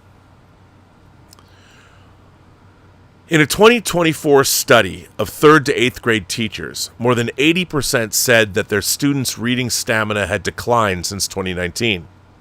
Scores on the ACT's reading and English sections have been falling for the past 7 years. They're now at their lowest level in more than 3 decades. SAT reading and writing scores have declined too, even as administrators have shortened and simplified the passages assessing reading comprehension skills. When these students get to college, their professors find that they have to teach them how to comprehend a text. In other words, how to think. I'm teaching in German, so we've always been used to teaching them how to read, which is something that people in English departments are now realizing they have to do. Jonathan Fine, a German studies professor at Brown University, told me. Before you can even get to what's the larger point, is this ironic? What a metaphor might mean, just trying to get the very words and grammar to get them to notice everything so they can hopefully then make the larger connections. Well, great writers are making larger connections in every sentence. And I've often said in my life, to know how to read is one thing. To be literate is entirely something else. Well, now we have a civilization that can barely read, much less be literate. And there's a great danger in that, because all this information is out there, and the people that are literate and know how to read are going to always be able to pull a fast one over the people that aren't literate. This may sound like an exaggeration, but higher education will almost certainly have to become more remedial. This is shocking. In a study of English and English education majors at 2 regional universities in Kansas published in 2024, researchers asked students to read the first 7 paragraphs of Charles Dickens' Bleak House. The novel follows members of the Jarndyce family through a lengthy legal dispute over their inheritance. It begins. London. Michaelmas term lately over, and the Lord Chancellor sitting in Lincoln's Inn Hall. Implacable November weather. As much mud in the streets as if the waters had but newly retired from the face of the earth. And it would not be wonderful to meet a megalosaurus 40 feet long or so, waddling like an elephantine lizard up Holborn Hill. That's a tough sentence, but okay. The researchers quoted students' attempts to parse the language. So it's like the mud was all in the streets and so everything's been like kind of washed around and we might find megalosaurus bones?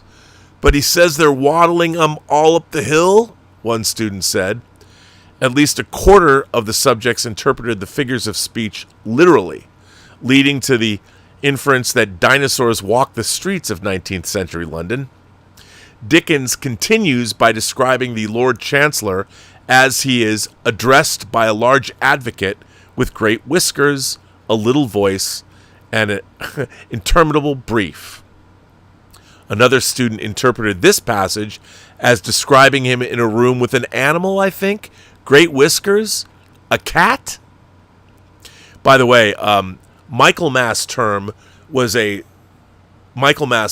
literally a term in school. It was part of the school year. I don't know if I think it was the first part of the school year, the first term, like fall semester or fall quarter would be Michaelmas term, right before the holidays maybe. The students would struggle with unfamiliar students would struggle with unfamiliar references is not surprising, but the researchers gave them access to the entire internet. They could have looked up Michaelmas term or Lord Chancellor's or Lincoln's Inn Hall if they'd chosen to do so. Students didn't even know how to go about figuring out what they didn't understand, or they didn't bother. Most of them did not realize that the passage takes place in a court of law. Only 5% had an accurate, detailed understanding of what they'd read. These changes aren't confined to college campuses. American adults' ability to answer logic questions, reason effectively, and analyze patterns declined from 2006 to 2018.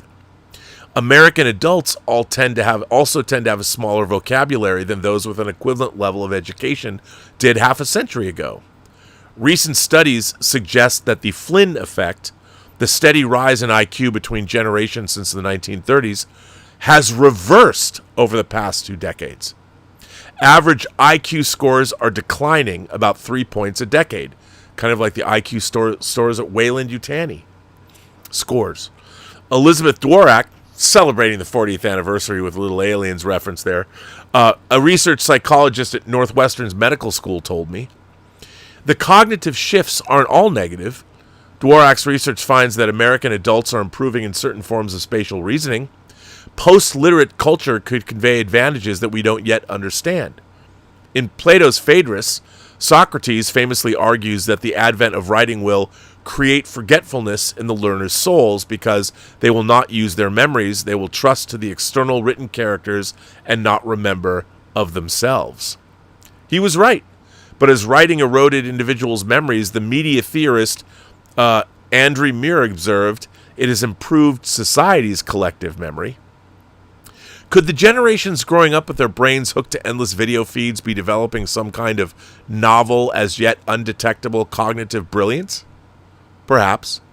But for now, the decline of reading seems to be ushering in a less rational, analytical, and sophisticated mode of thinking. Anyone who reads the internet can tell you that. It's difficult to see any advantages in that. In 1982, Walter Ong observed that modern civilization was entering a phase of secondary orality, in which a once literate society reverts back to some of the conventions of post or pre-literate cultures. Because spoken words disappear as soon as they're uttered, oral cultures value repetition to aid memory. Bards in oral societies make use of stock phrases and mnemonics to keep track of their train of thought. They traffic in epithets and enthusiastic description of physical violence, in Ong's words, because conflict is more memorable than dispassionate discussion. Speakers can't edit their words the way writers can, so they pass on without admitting their mistakes. If they later contradict themselves, they don't expect the audience to recall their earlier statements. Meaning depends on the identity of the speaker, not on any concept of objective truth. It is unlikely that Donald Trump has familiarized himself with orality and literacy, but if he did, he might recognize himself in Ong's description. Trump's communication style is perfectly suited to an oral society. He employs epithets, low energy Jeb, little Marco, sleepy Joe, that are easy to remember and repeat. He contradicts himself as though there is no record of his previous statements. Even his writing is almost indistinguishable from his speech. It makes sense. Trump reportedly prefers dictation to composition. His online posts are full of idiosyncratically placed punctuation, capital letters, and exclamation points. Many are memes with little text. One featured an image of an American warship hitting an Iranian airplane with a laser beam and included the phrase, "Lasers, bing, bing, gone." Trump is our first post-literate president.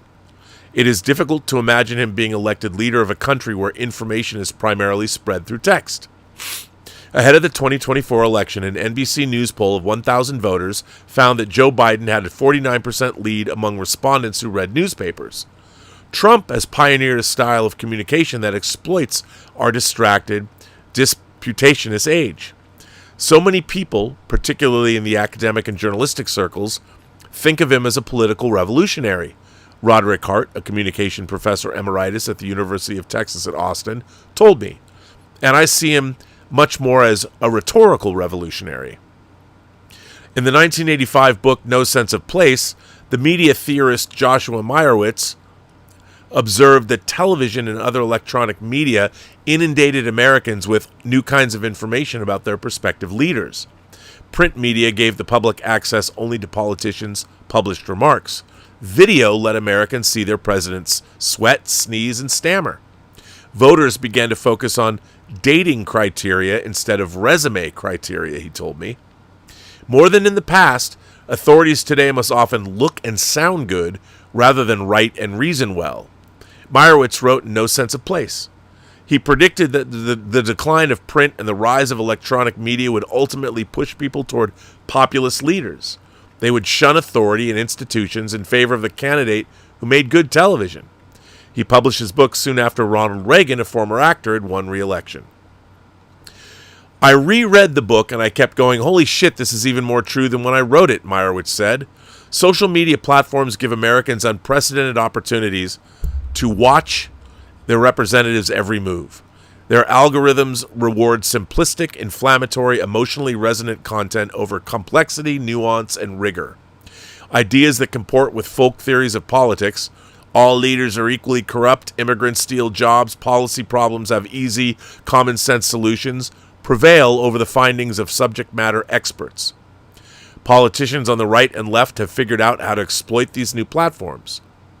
Rian Salam, the president of the conservative-leaning Manhattan Institute, described to me how this plays out. You name an enemy, and you polarize the public, he said. You don't allow for nuance, because nuance is just a confusion when you're in a struggle for power.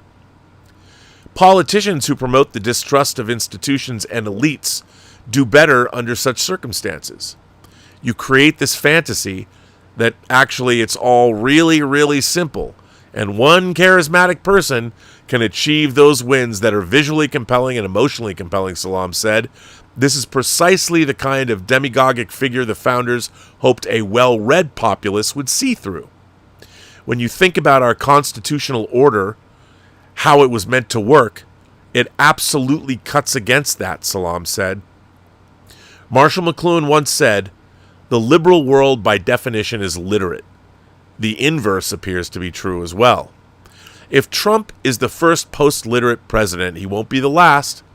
The political strategist David Plouffe, an architect of Barack Obama's presidential campaigns, recently argued that candidates should focus each day on content creation.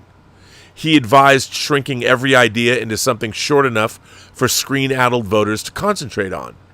If it can't be communicated in an Instagram post or a 10-second TikTok, go back to the drawing board, Plouffe wrote in a New York Times op-ed. That may very well be good advice on how to campaign for office in the post-literate era. As a way to practice informed self-government, it portends disaster. You know what? I think I'm going to stop there. You can read the rest of this article. It's down below in the link in the description. And it goes on, but I think it's a great article to read, and read the whole thing from the beginning, because I highly recommend reading it. And I know someone's going to say, The Atlantic.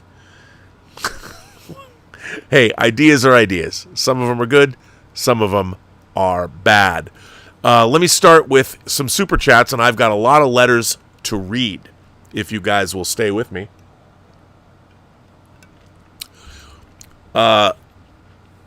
Cinema Corey, I think that's you, Cinema Corey, said, I watched a double bill of The Pawnbroker and Back Rooms. Wow, that's a great double feature. Both great. Did you pre-order your Project Hail Mary Steelbook yet? I did. The Criterion sale is going to bankrupt me. Oh, yes. Yeah, I've got a big box here. So, Shonen Kaiju has been a member for 25 months. Why, thank you. Shonen Kaiju goes on to say, Nolan was rumored to be doing Akira about 10 years ago. I wonder if he'd be interested in doing it now. What are your thoughts? Also, the Odyssey made 18 million yesterday and 20 million today. Yeah, the Odyssey's burning it up.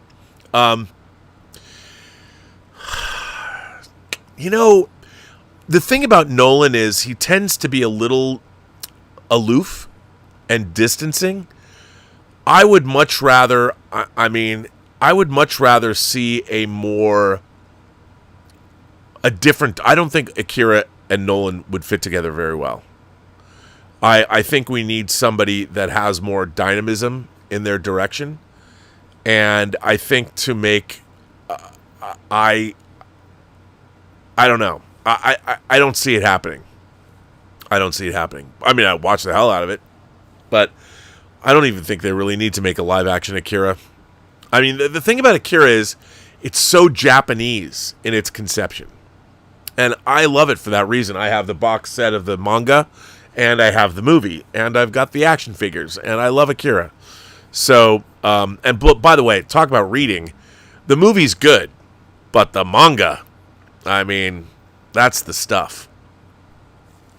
Gio Diaz says, sales begin when a client says no.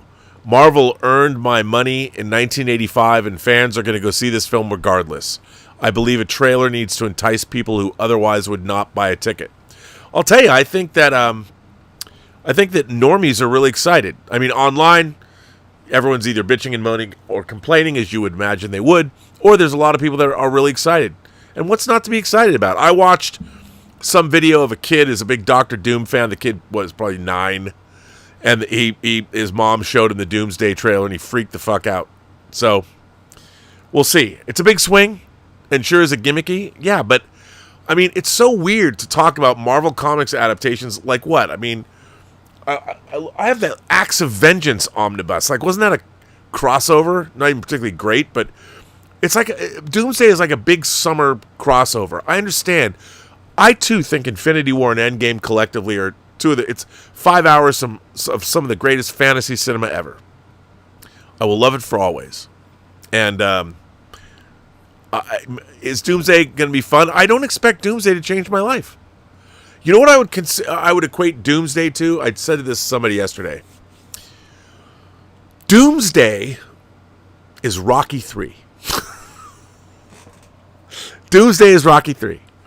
It's not Best Picture winning Rocky and Rocky 2. And if you look at Rocky's Infinity War and Rocky 2 is Endgame, I mean, yeah, Rocky 2 is Endgame because like them both. But Rocky 3 is hugely enjoyable. Is it like Rocky 1? No. But you got Clubber Lang. You've got one of the world's great wrestlers. You know, what's not to love? I expect to go to Doomsday and have a great fucking time. And I can't wait to see how it's set up. I mean, you know, I can't wait. X-Men, Avengers, Fantastic Four, the Wakandans, the Talakan Empire. I mean, come on. It's just like, I just hope there's a little bit more verisimilitude. Gio Diaz has just became a member. Major Chai Chai says, have a drink for me at San Diego. Oh, you can bet your bottom dollar that, yes, I will. Brandon Lucas, you boomer Democrats. Boomer Democrats. Why do people think I'm a boomer? I am so Gen X. You boomer Democrats are really in a life and death struggle with these socialist hipsters. Look, I am a registered Democrat, but let me tell you, that's this close to changing. Death struggle with these socialist hipsters, huh? It's a midterm year and there's a major war going on. Yeah, well, let me tell you, the Democratic Party is not rising to the occasion. So they should. Wiley OFC says, what are your thoughts on audiobooks? As someone who struggled to learn to read growing up, it has been a blessing. It's the only way I read books. Well, listen, I think that's great. And I would suggest that you check out my audio drama, True Noir, the assassination of Anton Cermak, based on Max Allan Collins' novel, True Detective. Look, I think it's great. But the point that I was making, people who struggle with reading, people who are dyslexic, totally sympathize. The point, though, is that reading itself, as it gets easier, is changing your brain in ways that are only going to help you in the long run. But I get it. You know, you want to experience books. If you have a real hard time reading, audiobooks are great. Fantastic. What's not to love? Plus, audiobooks, depending on who's reading them or how well they're produced. I mean, I will tell you this. My goal for this audio drama was you'd be listening to a movie, that it would sound like that the whole thing sounds like a film. That's why there's 25 great actors, Emmy and Academy Award nominated actors in it. And I directed, I'm really proud of it, but it's made for somebody not to read. It's made to listen to. So I'm a big fan. Henry Viper sends in just some support. Thank you for that. Let's see. This is interesting. Bert, who's been a member for 51 months, said, AI thought leader Andre Karpathy, said, you can outsource your thinking, but you can't outsource your understanding. How does that resonate with you? Oh, absolutely it resonates with me. That's the same thing when I say you can read, but that doesn't mean you're literate. And that's a problem. I mean, now, look, I feel that everybody... It's one thing, like, the whole exercise of school, and I wish I'd paid more attention to this, doing math... math was hard for me, like story problems and things I didn't quite understand. Algebra, I had a problem understanding. And then one day I got a tutor and it just clicked, and suddenly, I get it. And I got 100%, 105% if I did the extra credit question. Math just clicked because I just didn't understand how, especially when, what does X mean? Fuck. And once I figured all that out, once I figured out story problems, I'm like, oh, and then it all just clicked. I built up this resistance in my mind to math. And then suddenly it was no longer a problem because I learned it. And I do think that the thing about reading is it helps you, not only does it helps you understand yourself and the way you think more than anything else. And that is, what's better than that? Major Chai Chai says, I think Akira requires someone with whimsy, and Nolan doesn't seem to have whimsy. There's probably a lot of truth to that. Although, there's an element of whimsy in things like in Inception and in The Prestige, and I mean, it's a different kind of whimsy, but I don't disagree with you. Brandon Lucas says, I really liked Star Trek Prodigy, and it moved me as much as Picard Season 3 did. Plus, the Federation encountering a Foundation-like enemy was really cool. Star Trek Prodigy is by far the best overall modern Star Trek. By far. Henry Viper says, I saw The Odyssey today, and I'm still overwhelmed by what I saw. Amazing. I recently got one of my favorite video games as a kid, Star Wars Rebel Assault 2. It's always fun going back and revisiting those video games because some of them turn out to still be bangers even after all of this time. So I'm a fan of that. Let's see if there's any. See if anyone threw in any tips. Yes. Hang on. Let me just get down here and. The tip link is also in the description. People like tip link. Yeah, it's in the description. Darth Plato says, "Hey Rob, did you see the post-credits scene for The Odyssey? Pattinson dies, goes to the underworld. He walks up to Agamemnon and he says, 'Bruh, your Batman armor is way cooler than mine.'" That's pretty funny. Agamemnon did have a badass helmet, you know. I do love that. Joe sends in a tip and says, one of my most anticipated films next year is Sean Baker's Te Amo. Have you ever watched any of the Italian sex comedies from the 60s and 70s? Oh, I feel that you would really enjoy the raunchy and witty humor. Italian comedy in general from that era is excellent. Oh my God, I love Italian sex comedies. I mean, I remember seeing the great Marcello Mastroianni in Divorce Italian Style from like 61. This is the same era that my beloved Antonioni, the Ennui trilogy, is from, the early 60s, you know?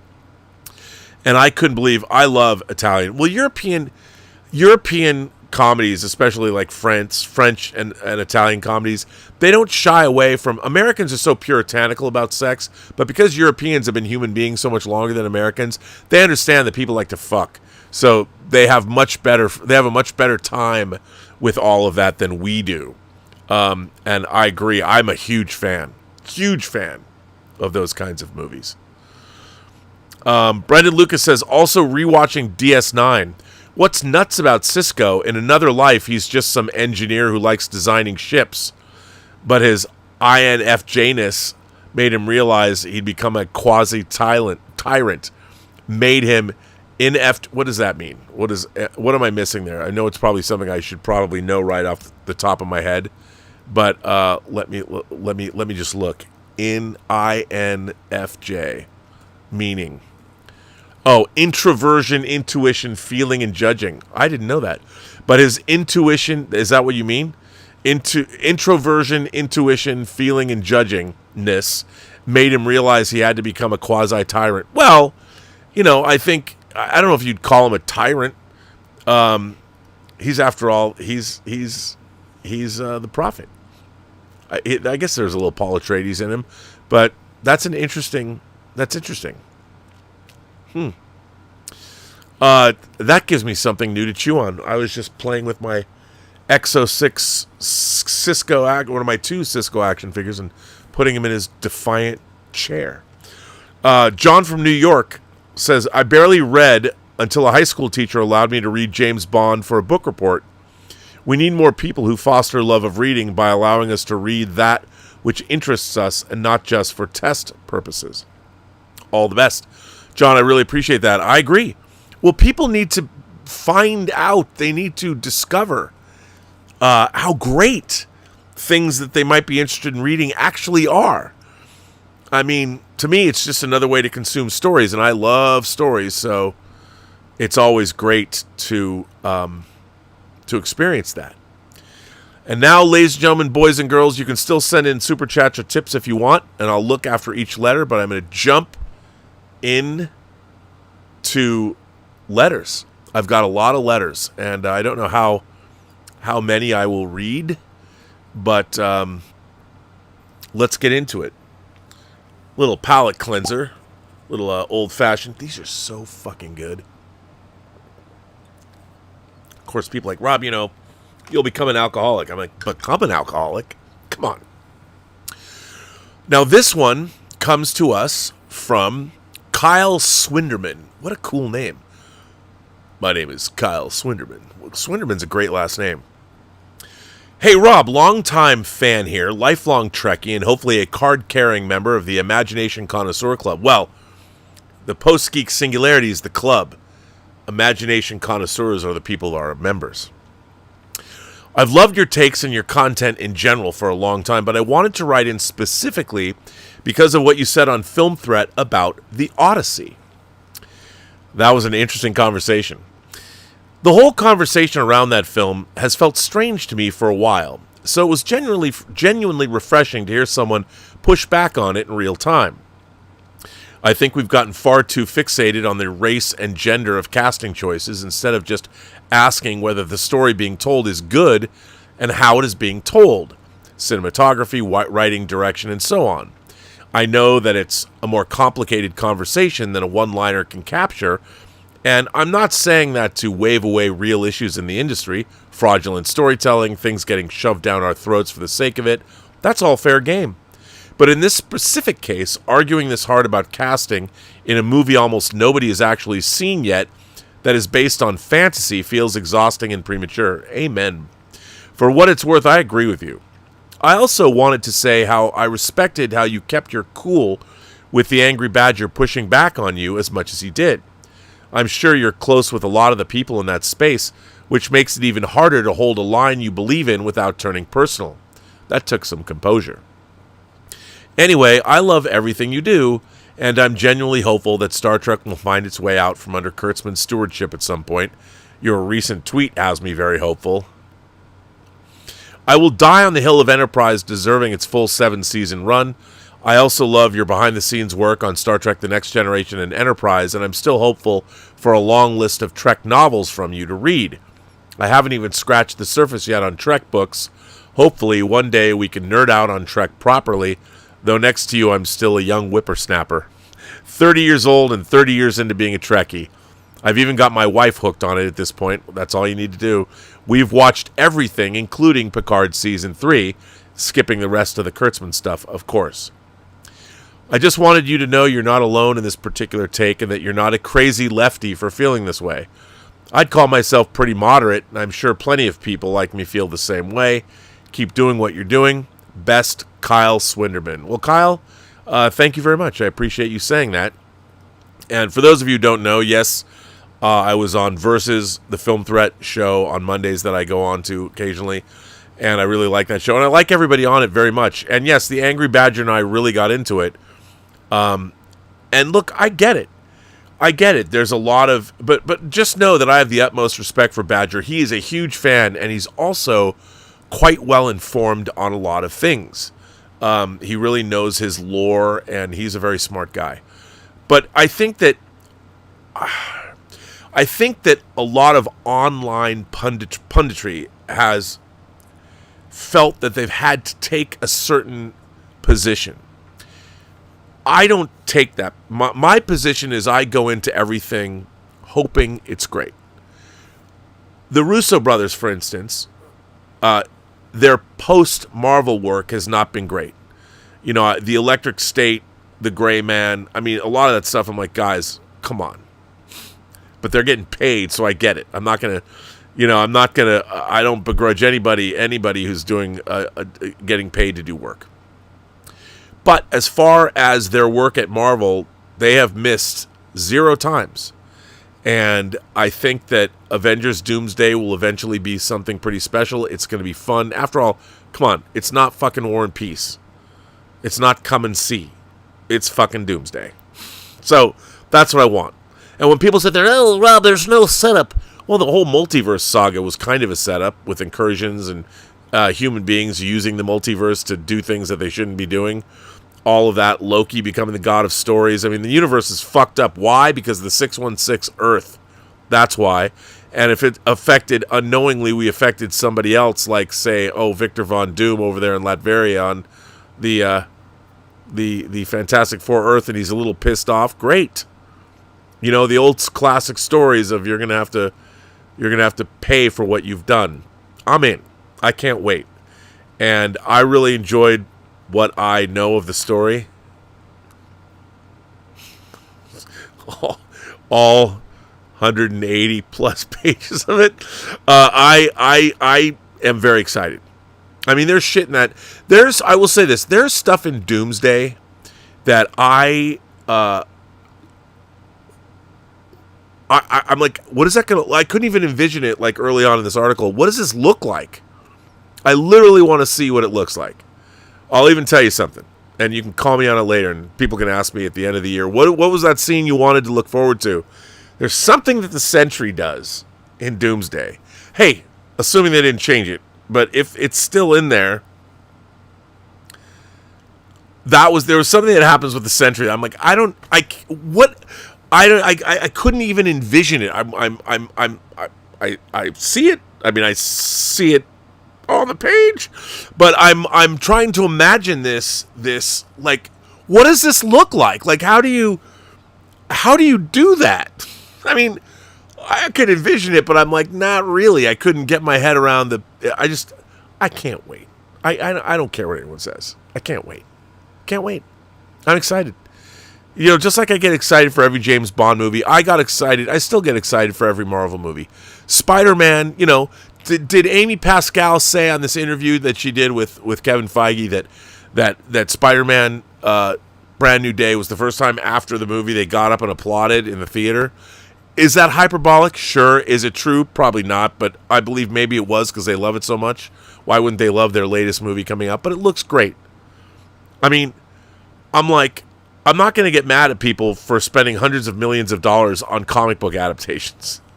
I want them to be good. And by the way, so do they. So do they. I think Spider-Man Brand New Day, Vision Quest, and Doomsday are going to end the year on a big note for Marvel, and I'm there for it. So, there you go. Major Chai Chai writes in and says, my son texted me this morning with the attached picture. I will tell you what's in this picture. The Hemingway, it's the books he wants to take with him to college, including my copy of The Demon Haunted World. Here are let's see, there's the Fables comic miniseries, there's Lucid Dreaming, there's Ayn Rand's Atlas Shrugged, there's The Art of War, there's The Unit, Ernest Hemingway's For Whom the Bell Tolls, and A Farewell to Arms, Red Platoon, something I can't see. Oh, The Constitution of the United States of America, Carl Sagan's The Demon Haunted World. That's what her son is going to take. The Hemingway books are ones he purchased on his own when we were at the Hemingway house in Key West this June. The rest are a combination of gifted books for his high school graduation or that he'd gotten previously. I didn't know I could be more proud of him. Well, Major Chai Chai, you are his mother, so I would expect nothing less. That's what good parenting is. That is what good parenting is. Brian Whitburn writes in and says, Rob, thanks again for recommending For All Mankind. Judy, the wife, and I are almost done with season 5, and we love it. I'm hoping she'll want to watch Star City next. I hear it's great, too. Well, yes, I I'm glad. That is fantastic to hear that from you. So I'm happy that you and the wife can share For All Mankind together. And by the way, Star City's great. You're going to love it. Star City is terrific. Now this, I just realized I have to upload something before I read this letter. This is this is pretty cool. I think it's pretty cool. So let's see. I've got to get all of it here. It has many pieces. Let me just get all of the pieces and see if I can get all the pieces here and show this to you. So this is okay. This comes to us. I'm going to put up the let me put up the first thing here. Here's the first thing. Here's the first image of this letter. This comes from Brandon, a.k.a. Security Officer Resner. Brandon Clark. Hey, Mr. Burnett. I've been tuned into your broadcast for a few years now. My younger brother used to watch you every night, and it bled into my brain to check out your broadcast after hearing it from the other room. I've been a huge fan of sci-fi from a young age, and recently decided to toy with creating an AI art graphic novel using my local friends group as major characters, using only their social media profile photo and about 20 AI art prompts each. I wanted to make it a loose variation on Star Trek, making some adjustments and not relating it to the Star Trek universe. We are the crew of the USS Vigilant, an exploration vessel for the United Space Fleet Coalition. For my first book's premise, I needed someone to use as a likeness for an ancient alien race that the crew comes into contact with, and I thought it'd be super fun to use you as the face of Curator Solon, the holographic historian and keeper of an ancient derelict vessel. I hope it's all right. Hell yes. I hope it's all right for you to I hope it's all right with you to do so. We're not creating this for any commercial use. It's just a fun book for me to share with my closest friends. I've attached the introduction of Curator Solon as our away team investigates the lost vessel, along with another sample page I created to show the main crew, complete with a sentient cat that is our captain's late furry family member that is always present in my AI art shenanigans. I'm also including the ship, which is really a challenge to get AI to learn to use in panels effectively. These images are a work in progress, so I'm sure there are more than a few mistakes. You'll have to excuse them. Keep up the amazing show, and I look forward to every episode. Well, man, I'm telling you. Come on, Brandon. What more? How? I can't be more honored than that. So let's quickly rifle through these. Here's the next panel. Oh wait, that's not the next panel. Oh, see, I'm wrong. This is the next panel. Sorry, I haven't turned into that yet. And here's me as Solon. It's pretty good, although I look older than I am. Now that guy's a boomer. Come on. Greetings, travelers. I am Curator Solon. I'll take it. I have to give you another panel. This is great. I couldn't be more flattered. Come on, this is awesome. I was entrusted with preserving the history, the science, and the culture of the Arulian people. So there you go. That's pretty cool. I mean, come on. And then here's more of me. The beacon waited thousands of years. It was never a call for rescue. It was an invitation for someone to remember us. This is cool. I like this. Well done. And then here's the ship. So there you go. Well, let me tell you, Brandon, thank you very much. Pardon me, Security Officer Resner. So thank you for this. I very much appreciate your creativity. And this is pretty dope. And you know what? I really hope that I get to look just like this and dress like it. And I want to wear like resplendent robes like this when I'm older. So thank you. I very much appreciate this. How cool. Send me a copy when you're done. So I'm in. Next on the agenda is Corey Cook. who writes in and says, "Dear Rob," this is time for another swig. All right. With a water chaser. It's going to be a good one, I can tell. Dear Rob, the gray, disclosure day, and the curse of ending expectations. I've been thinking a lot about conclusions lately. Endings, by their very nature, can be painful things.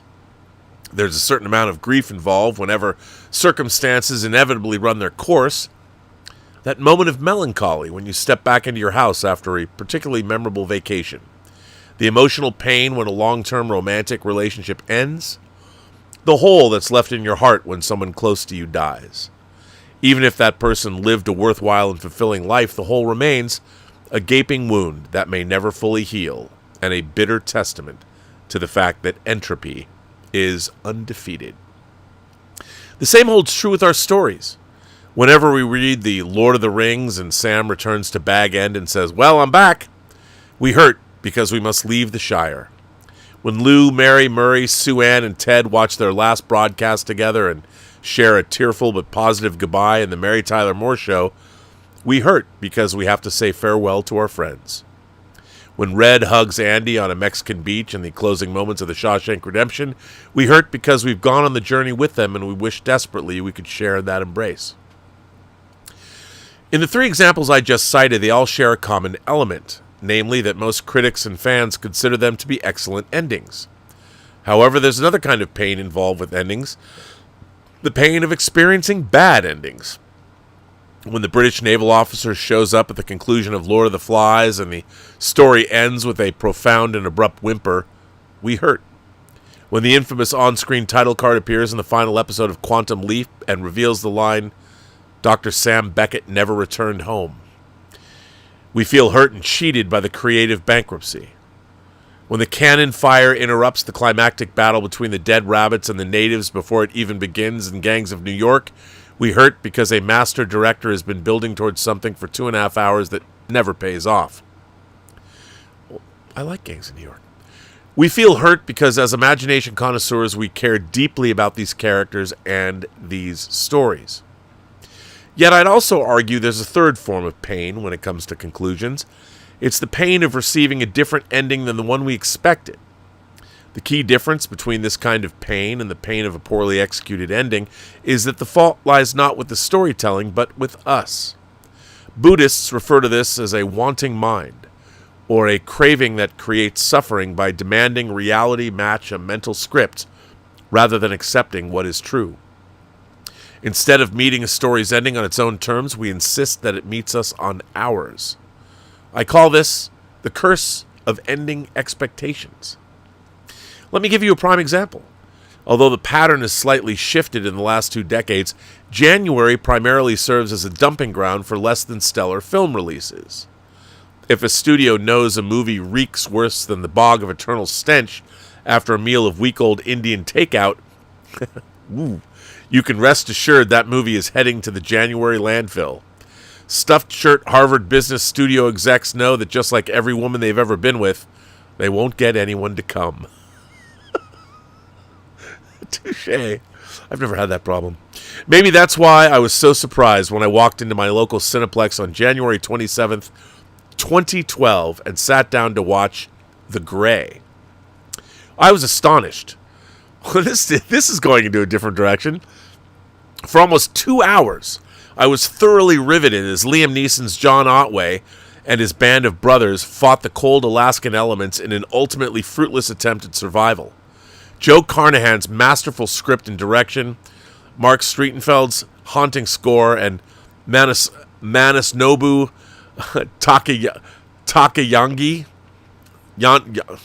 Takayangi, his impeccable cinematography all contributed to a scintillating story about grief, regret, man versus nature, the complexity of faith, what it means to be alive, and how we often fight to the death to secure that one more moment of precious life. By the way, can I just stop right here? Can I just offer a little Joe Carnahan appreciation post? Joe Carnahan fucking rules, and I know he's been through a lot. He recently directed The Rip, which I really, really enjoyed. Joe Carnahan rules. And I was in 1997, I was at the Independent Feature Film Market with a movie that I had edited called The New Gods that no one's ever seen, but I was really proud of it. And I met Joe Carnahan, and I went and saw his movie Blood, Guts, Bullets, and Octane. And I loved it. And I thought it was great. And they don't even do this anymore, but it was people that had independent movies that brought them to show in New York City. And we were at the Angelica, and it was a great event, and you got to meet all these filmmakers, and everybody there had movies to show. And I met Carnahan, and yeah, could you call Blood, Guts, Bullets, and Octane very Tarantino-esque? You could, but it had a wit and a verve to it that I really respected. And when I met Joe Carnahan, even then, he was larger than life, and he was just a fucking... I love that guy. That was the only time I've ever met him. But he went on to do movies like The A-Team and The Gray, and it was good to see him come back with The Rip. I love Joe Carnahan. He should be making movies every year. So that's it. That's my interlude about Joe Carnahan. You go, Joe. I'm a huge fan of yours. And when I met you, you were very impressive. You were also very nice, but you were still very larger. You were larger than life and boisterous and fun. And I'm like, I hope that guy has an incredible career. So now let me back to this. Okay, so here we go. In the closing moments of The Gray, when Otway tapes shards of liquor bottles to his knuckles, recites his father's poem, and prepares to do battle with an alpha wolf, I knew in my bones I'd been on an existential journey. When the close-up shows John opening his eyes and the screen cuts to black, all I could think of was perfection. I didn't need to see the fight because the story that had come before already let me know that the outcome was decided. Nature always wins. As I said previously, entropy is inevitable. The Gray is a film I still consider a masterpiece. Yet I couldn't help but notice, as the screen cut to black, a collective groan from at least a dozen people in the movie theater. I didn't know why. As I was walking out, I heard a gentleman loudly proclaim, I waited for 2 hours to watch Liam Neeson cock punch a wolf and it didn't happen. What a fucking letdown. I was perplexed. Did this gentleman and other moviegoers not get it? No, because they didn't read books. Did they not see what I saw? They went through the entire journey and their only takeaway was that they didn't get to see the dude from Taken fight a wolf? As I drove home, the reason finally dawned on me. Those people had a wanting mind. Rather than meeting the movie on its own terms, they got caught up in what they wanted to happen. In other words, they were cursed by their own ending expectations. Whatever a conclusion doesn't live up to what you want to happen, how can you be anything but disappointed? Which brings me to Disclosure Day. Now, Rob, I know you have numerous issues with Disclosure Day, not the least of which being the script, the inherent logic problems, and the absence of certain pieces of technology. Hey man, when you say where are the drones, where are the helicopters, I get it. I see you. Yet, in spite of those issues, I thoroughly love the film. It was a delight just to sit back and watch masters like Steven Spielberg, Janusz Kaminski, and John Williams work. I approached the film with the attitude that the number of times Spielberg is going to be able to do this is finite. In other words, someday it's going to end. Everyone can bake a cake, but not everyone can bake a cake like Duff Goldman. Similarly, every director can do a oneer, but not everybody can do a oneer like Spielberg. And the number of Spielberg oneers we get to experience are running out. Why, you gotta harsh my mellow. But I digress. What I really want to talk about is the ending of Disclosure Day. I couldn't help but marvel as the blindsided anchorwoman, played by former real-life news anchor Courtney Grace, attempts to narrate the barrage of footage proving that extraterrestrial life is real. We watch as she experiences awe and wonder in what she sees. In that moment, her world is forever altered and her place and the human race's place in the universe undergoes a radical transformation. She realizes that all of us are members of a galactic community. She is all of us, she is the audience, and at that moment I couldn't help but feel a profound sense of empathy. I teared up just as she did. Then we watch in amazement as an alien is wheeled out and delivers a message to Daniel, who then relays it to Margaret. She begins with a simple imploration to listen. Then, just like the Gray, the screen cuts to black. And, just like the Gray, people have deep-seated issues with the ending. Again, we see the curse of ending expectations played out. The masses express frustration at the fact that we didn't receive some deep, profound meaning or message from the elderly alien. Moreover, I saw multiple people, both critics and regular moviegoers, cry often and loudly that Disclosure Day's message of empathy and the final entreaty to listen were too simplistic.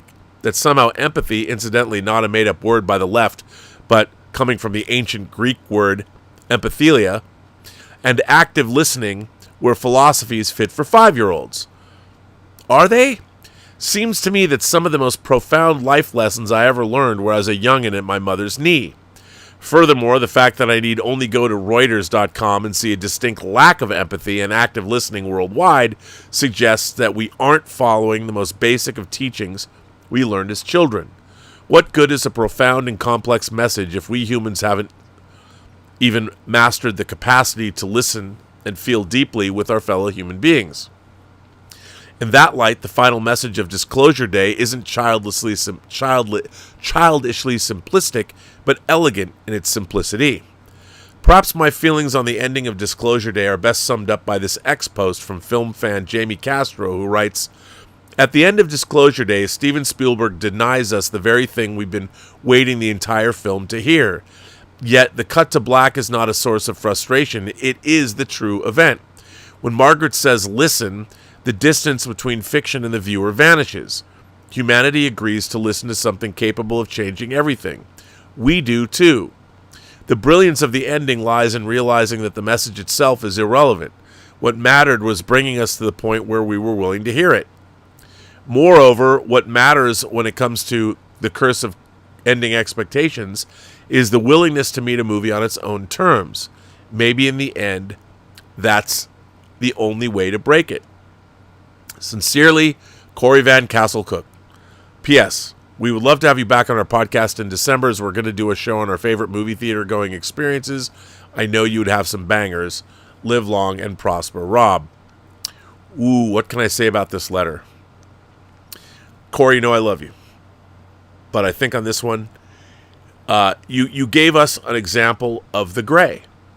And you talk about we don't need to see the fight between Liam Neeson because we've seen a movie that tells you that nature always wins, that entropy will win out.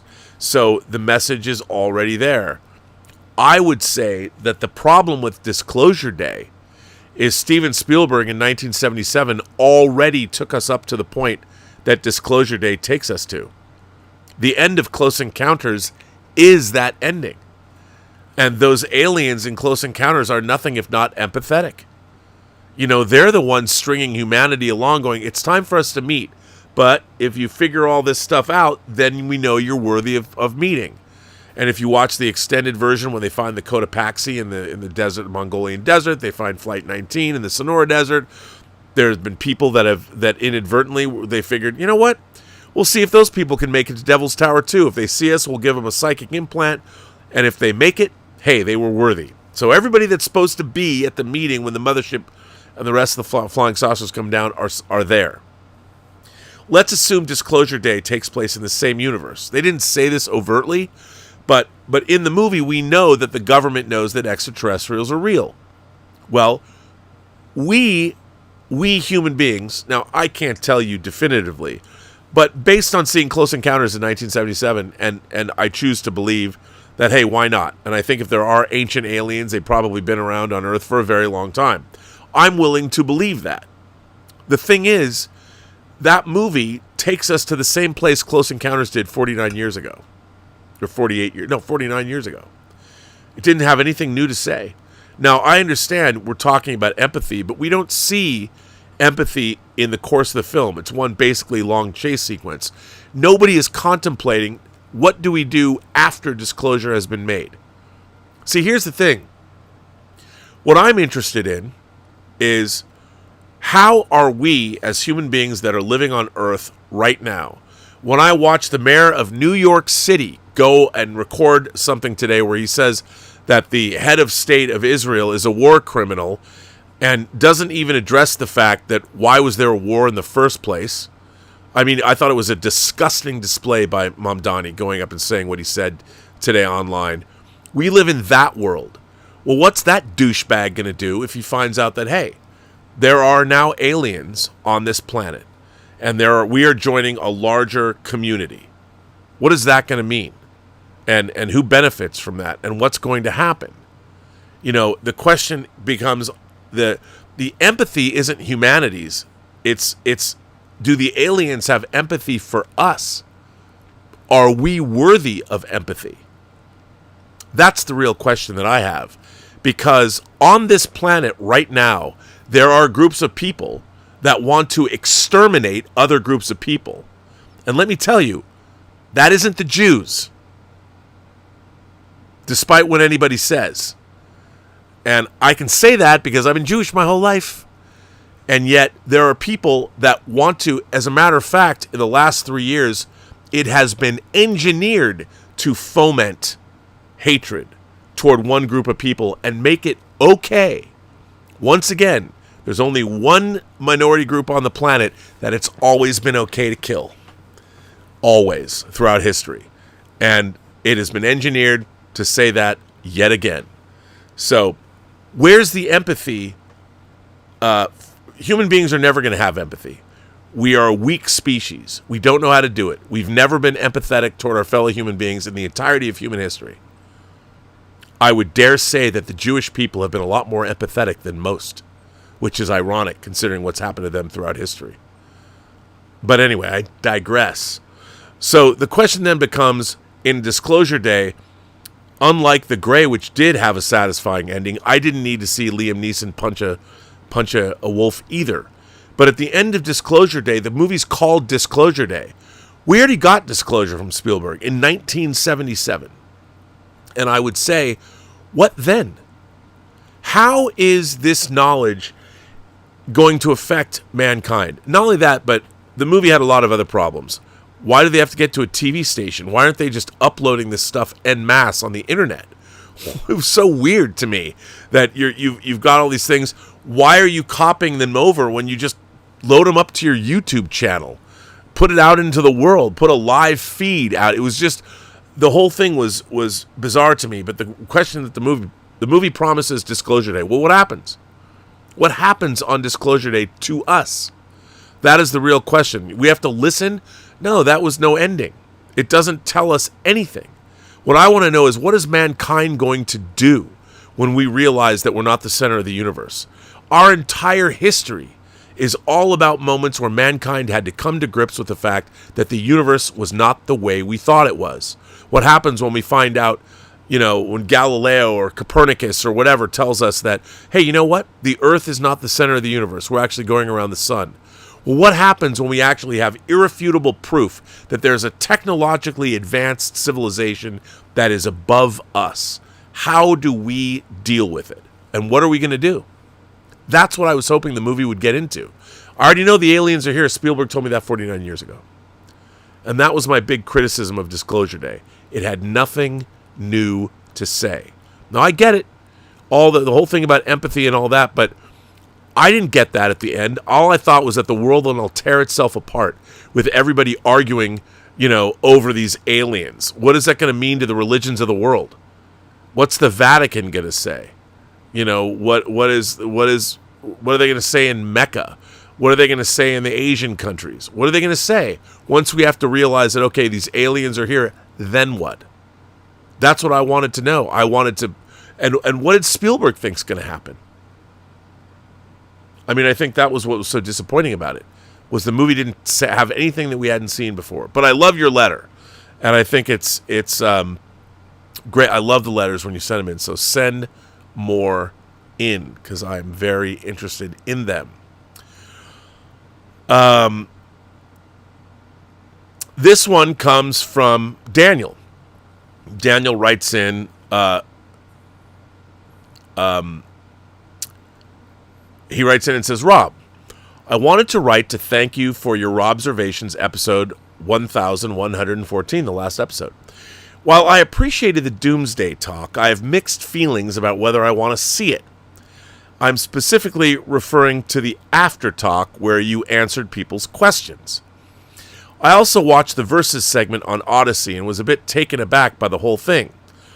Aside, there's part of me that's worried Versus is stinking into anger rather than being constructive as they've been in the past, but that's a story for another time.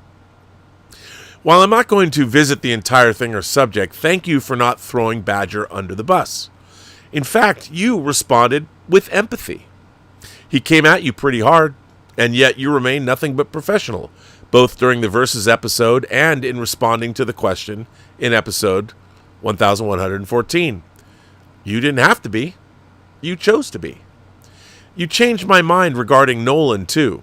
I was on the fence, thinking he'd taken the knee to Hollywood and its identity politics, but you reminded me that he was choosing to work with people he liked and had worked with before, much like Adam Sandler does with his constant crew. I wasn't thinking of it from this perspective, unfortunately, but you helped me to. You acknowledge that Hollywood has indeed forced DEI and identity politics, the real reason behind Badger's animosity, in my opinion, it is, into its films, while advocating your belief that Nolan didn't. You've helped relax my mind on the matter, truth, and you also showed that you are a real, empathetic human who can be taken seriously. I've been a fan, watching your channel in the background, but now you have an advocate. Thank you, Rob. I would absolutely buy you a beer and hang. You don't know me, but if you did, you know that actually means something. Dan. Dan, what a nice letter. By the way, it means even more that you write a letter in because you took the time and put keyboard to fingers to keyboard. This is a great letter. You know, and here's the thing. When I go on Versus, I mean, I got criticized. People would get mad.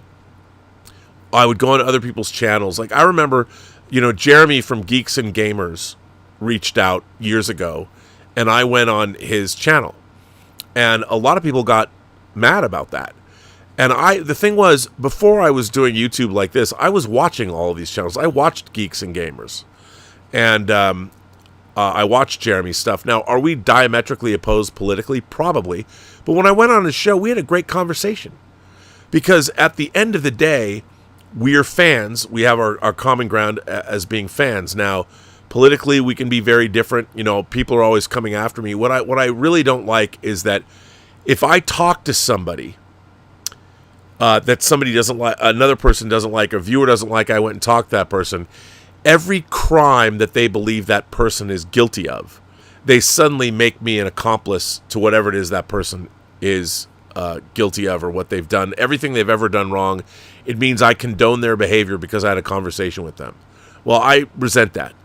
I will have a conversation with anybody. If I had to talk to a notorious serial killer, I would do so just to see if I could learn something from that person. Does that mean I condone what they did? No. But, you know, I'm not going to ever limit myself from gleaning knowledge about the human experience, even from the most abhorrent people in the world. You know, I think we all have to, and look,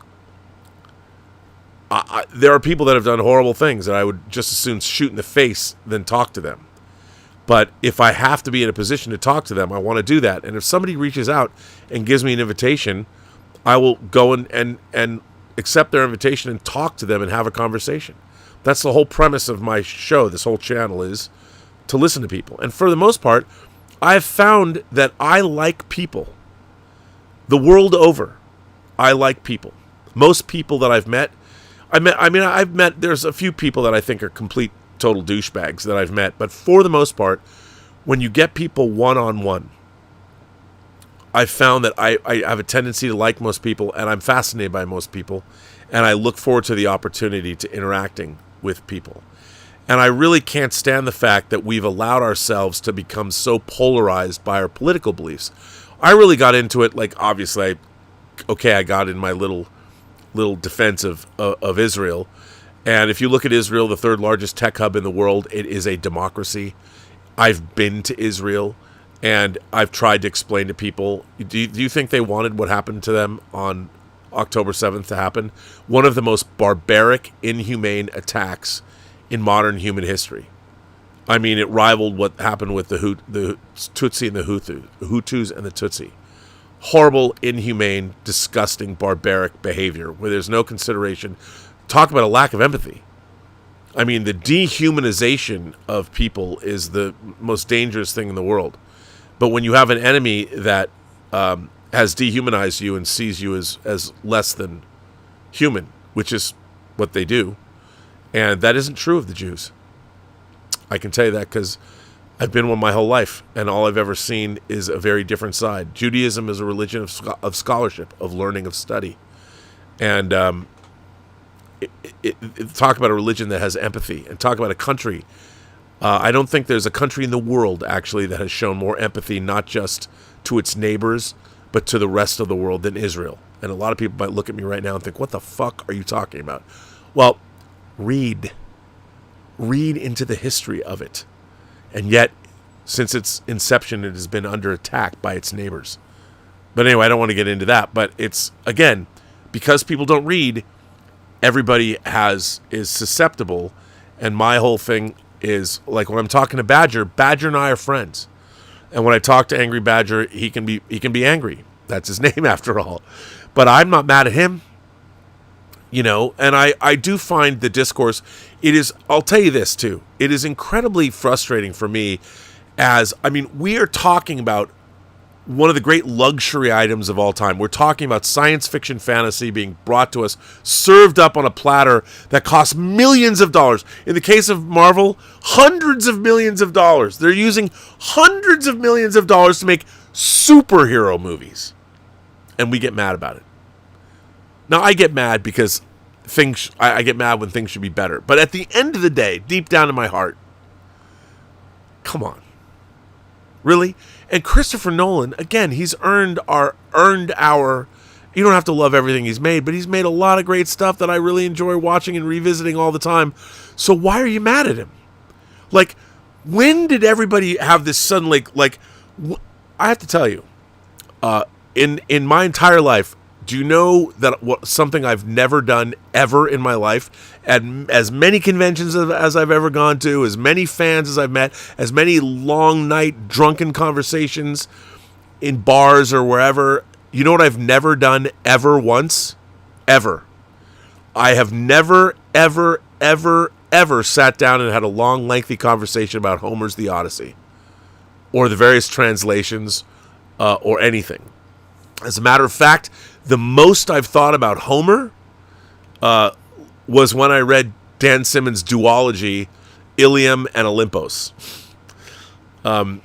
Ilium was the name of Troy. Ilium is another name for Troy, which, by the way, somebody got mad at me when I was talking about Troy isn't real, and, you know, the city of Ilium maybe was Troy, and there is Troy. There is, you know, the Troy of antiquity. But as it was written, you know, it's not like what I meant was it's not historically accurate in the Odyssey or the Iliad. But anyway, I've never had a conversation with anybody having discussions about the various translations. I've had more conversations about people who've read Ilium and Olympos than I have about, which is all about Homer if you've read it. It's a wild. I don't even want to tell you anything about Ilium and Olympos because you should just read them. If you guys like the Odyssey and you're interested in Homer, get Dan Simmons' books, Ilium and Olympos. Just read them and get back to me because, wow. But Daniel, I want to thank you for that letter you wrote. I very much appreciate that. Victor Griggs, our friend Victor, who I hope to see in Vegas at the Star Trek convention. Victor says, "Hey Rob, hope all is well. I just wanted to let you know that I wrote a blog about my film. I really want to do this. I was curious how much green I will have to save up to have you as part of my project." Ooh, that's a lot. Or maybe your mom and I can work something out. "I watched your behind-the-scenes Superman movie documentary and I loved it. I realized that my movie idea might fail, but not even to try would be worse. Let me know what you think. Much love always, Victor." By the way, I would want to hire you as the film documentarian and the editor of my movie. Feel free to share this on your show if you want. Have a great day. Well, you know what? Since this is your blog, Victor. Now, Victor suffers from CP, but he has not let that stop him. He wrote a book of his poetry, and He also is very capable. He's actually a really great writer. So there's a link, I just put it in the chat, of his blog about his movie. So, Victor, I can't wait to see you, and I'll read this. I have not looked at this yet, but I will. This one comes from Dear Rob, please do not identify me. I'm a private citizen. All right, let's just call you Mr. L. Mr. L writes, I watched your time on Chris Gore's show Versus. Rough time, brother. Rough time. It may interest you at the end of today's National Review flagship podcast, The Editors. The head of National Review, Rich Lowry, recommended The Odyssey after seeing it. He had been criticizing it in YouTube shorts. He said it was amazing.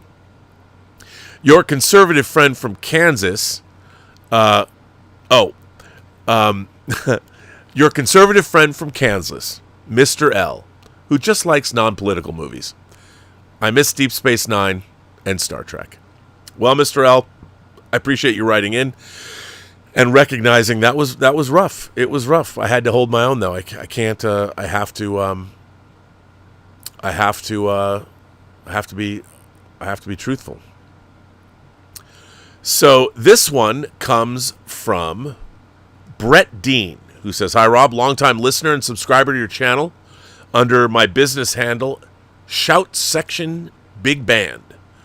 And I have a letter for you. It's a bit Star Trekky, of course, and Strange New Worlds is coming up, and it's a bit political, too. As such, I'd request you keep my last name. I won't read it then. I already said your first name. You know what? I'll tell you what. I will save this letter, and I won't tell anybody the next. Since I already mentioned your name, they won't know you wrote it. So I will come back to this. I'm sorry, I didn't realize. That was my bad. So I will come back to that, and nobody will know you wrote it. I will make up a different name on a different day. This one comes to us from Nerdy Rambling. Nerdy Rambling writes, Greetings. Oh, this seems like a long one. Let me just take a swig and chase it with some water.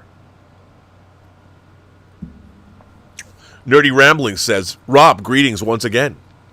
I hope you're doing well. This is the second letter I've written to you. My last was a letter of thanks and a chance to share a bit about myself. You are one of the inspirations for why I started my own YouTube channel, Nerdy Rambling. And I mentioned that although you're the same age as my parents, you interest me because despite being from the same generation, I feel you took full advantage of the era you grew up in. You consumed so much of the iconic art that was emerging during those formative decades of the modern world we find ourselves living in today. That's true. My parents are not imagination connoisseurs. I've often felt they missed out on much of what they had. But anyway, I'm not here to regurgitate what I expressed in my last letter. Today I'm writing to get your perspective on something. One of the many things we have in common is the belief that reading is essential.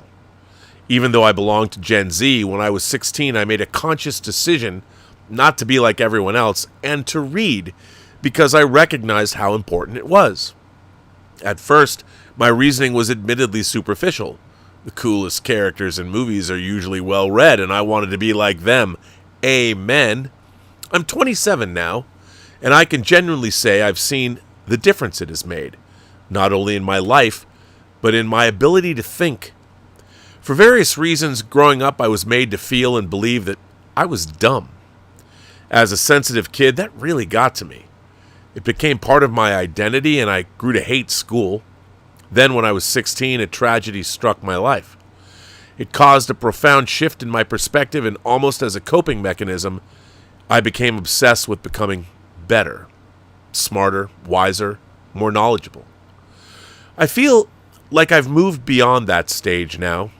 My pursuit of self-improvement no longer comes from a place of insecurity, but from a genuine curiosity and a desire to grow. Because of that, I've become a strong advocate for reading, as well as for personal reflection and analysis through journaling. So whenever I hear your musings on readings and the benefits it can have for anyone willing to embrace it, I find myself in complete agreement. Now, on to the main reason for my letter. As you can see, I too suffer from the art of rambling. Do I ramble? And taking a while to get to the point. A few months ago, I did a deep dive on filmmaker Alex Garland, nice, for my YouTube channel with the intent of understanding him as an artist as thoroughly as I could before playing Elden Ring. I don't want to get sidetracked on that because it's a rabbit hole all its own, but if you're interested, I'll include a link to the video at the end of the letter. During my research, after watching countless interviews and podcasts, I came across a moment that I would love to get your perspective on. Toward the end of an episode of Page One, the writer's podcast, Garland was asked what the last book he read was. He admitted that he doesn't really read books anymore, and that honestly, the last one he could remember reading was Annihilation. This interview was from December 2020. Aware of how surprising that sounds coming from a successful screenwriter and novelist, he explains that he read extensively in his adolescent years, but not much as an adult. Instead, he said primarily he reads what he calls nerdy papers and essays, but he's still reading, which I assume are mostly scientific and philosophical in nature.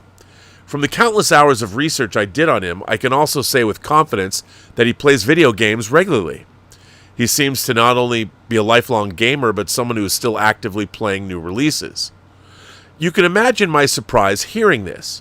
It almost felt like blasphemy coming from a writer of genre storytelling, but the more I thought about it, the more I realized that he is still reading, just not in the conventional way we usually think about artists. He's feeding himself ideas rather than stories. What I do find so fascinating is this. How can someone who is, in my view, one of the greatest storytellers of the 21st century consume so little narrative fiction? Do you think it's simply an intuitive understanding of the human psyche, a profound grasp of intellectual ideas paired with a sincere desire to contribute to a conversation that makes him such a compelling storyteller? Or do you think the books he consumed during his formative years gave him such a strong storytelling foundation that he no longer feels the need to continually immerse himself in fiction? I look forward to hearing your thoughts. Thank you for taking the time to read this. With respect, Isaac Cazares? What a great name. Isaac Cazares. I love that. And you know what? I'm going to include your YouTube link in the chat. And I'm going to go and look at this later. I think this is a great question. Now, I'm a huge fan of Alex Garland as well. I mean, all the way back to the stuff he was doing with Danny Boyle. And, coming up with things like 28 years later, The Bone Temple. One of my favorite movies of the year. I think here's what happens. I've read countless comic books. I've read countless science fiction and horror novels. I've read detective novels. I read all kinds of fiction. There are only so many stories in the world. Now, there are stories, when I read a book that is not traditional to me. I remember when Donna Tartt's The Secret History came out. Her first debut novel, she came from that Bennington bunch, the same Jay McInerney, Bright Lights, Big City, Bret Easton Ellis, and then, people like David Foster Wallace. These young literary rat pack whippersnappers. I got really into them in the 80s and the 90s. Really into them because they were contemporaries of mine, and I was just curious then watching their work get adapted, and I liked most of it. But when I read The Secret History, that book knocked me the fuck out. Knocked out by it. I'd never really read anything like it. I'm shocked that it has yet to be adapted into a movie. But one of the things you get to realize when you've read enough novels, there's only so many stories in the world that exist. And when you have, I think, a great basis to understanding the mechanics of stories, especially genre storytelling like detective fiction, there's variations on a theme. You can read classic noir that takes place, in the mid-century, 20th century. You can read California noir like Don Winslow's books. I remember reading California Fire and Life, which was my first Winslow, and I loved that book. And then I went back and read his stories. Or when I read Andrew Vox's books about Burke and Burke's family. He wrote 20 books about Burke. The first 5 are amazing. I read them all, except the very last one. I don't want to read it. I have it right over there, Another Life. I've never read it because I know Burke dies, and I don't want to read that book. I want to believe Burke Andrew Vox, who I used to go back and forth with on social media for a while, has passed away. So I feel like if I read that book, that'll truly be the end of my relationship with him. And I don't want to do that. But when you've read a lot of novels, and I think you've read a lot of comics, like superhero stories, there's always going to be stuff that's still good. But, like, do I need to read another comic book in my life? I still like comics. I mean, you know, like the recent Ultimate Spider-Man stuff, the absolute DC stuff, Superman, absolute Batman, you know, obviously it's different, but it's mixing and matching variations on themes and things like that. You get to the point where when it comes to like fiction, some people just give up. And then you start reading biographies or you start reading historical accounts and things like that. So I understand. Or like you said, he's reading all different kinds of things. And I think once you've consumed a lot and then you become a creator, like you said, he's a novelist, he's a screenwriter, he's now a film director, and he's doing all kinds of interesting things, your focus changes. So I don't think that it's a problem that he admittedly is not. He's probably read thousands of books in his life, I would imagine, or at least hundreds. And at some point, you know, you want to do other things. I mean, reading does take time, just like watching movies does. And I find, you know, I watch this year. I've watched a lot more movies than I've watched theatrically. I've pretty much, Alvaro and I've skipped a few weekends, but I've caught up watching movies during the week or whatever. I've seen movies I've gone to the theater almost every weekend this year. And I haven't done that in a long time, and I've really been enjoying it. I love the ritual of going to the movies again. I love seeing the diversity of what we're seeing in the theater. I got to go see Citizen Kane, you know, with Alvaro on the big screen. I'd never seen on the big screen. It was a Fathom event, and I have technical issues when I'm watching Fathom events with black and white movies, but that's a different story. So I don't think it's a problem that somebody like Alex Garland has stopped reading, because he's obviously producing things, and that's sort of that's different. So, yeah, but it's a great letter, and to know that a 27-year-old, I mean, you know, I'm much older than you, and I appreciate you get something out of this show, and you're part of the next generation, so. It's great to know there's people like you out there, so you keep doing what you're doing. Brendan Lucas says, Romulan soldiers are dying for no reason. Pretty quasi-tyranny. Well, war's hell. I mean, I don't think, because lots of soldiers die for no reason. Soldiers are dying for no reason right now. And, yeah, tyranny's terrible, and war is stupid, ultimately. But I don't... Look, again... In Deep Space Nine, the Federation did not invite... I mean, okay, we did not know going through the Celestial Temple into the other side of the galaxy was going to piss off a shape-shifting race that the Dominion that had problems with solids their whole existence. So we didn't start that war. Our ignorance might have started the war. But once a war is delivered to your doorstep, if someone brings it to you and you have to prosecute a war... You got to prosecute it to win. You know, imagine if an army that had been struck warned the people that they were going to war with, or provided food for them, or medical help, or whatever. Imagine that kind of a war. That doesn't usually happen. But in the case of the Dominion War, it was an existential war that the Federation did not want. So what are they going to do? You're talking about Romulans are dying for no reason? Yeah. And Sisko asks himself, can I live with it? In the pale moonlight, can I live with it? I have stood by and let a man knowingly be murdered. But it brought the Romulans into the Federation side of the war, tipping the balance. So, were billions of lives saved? Certainly.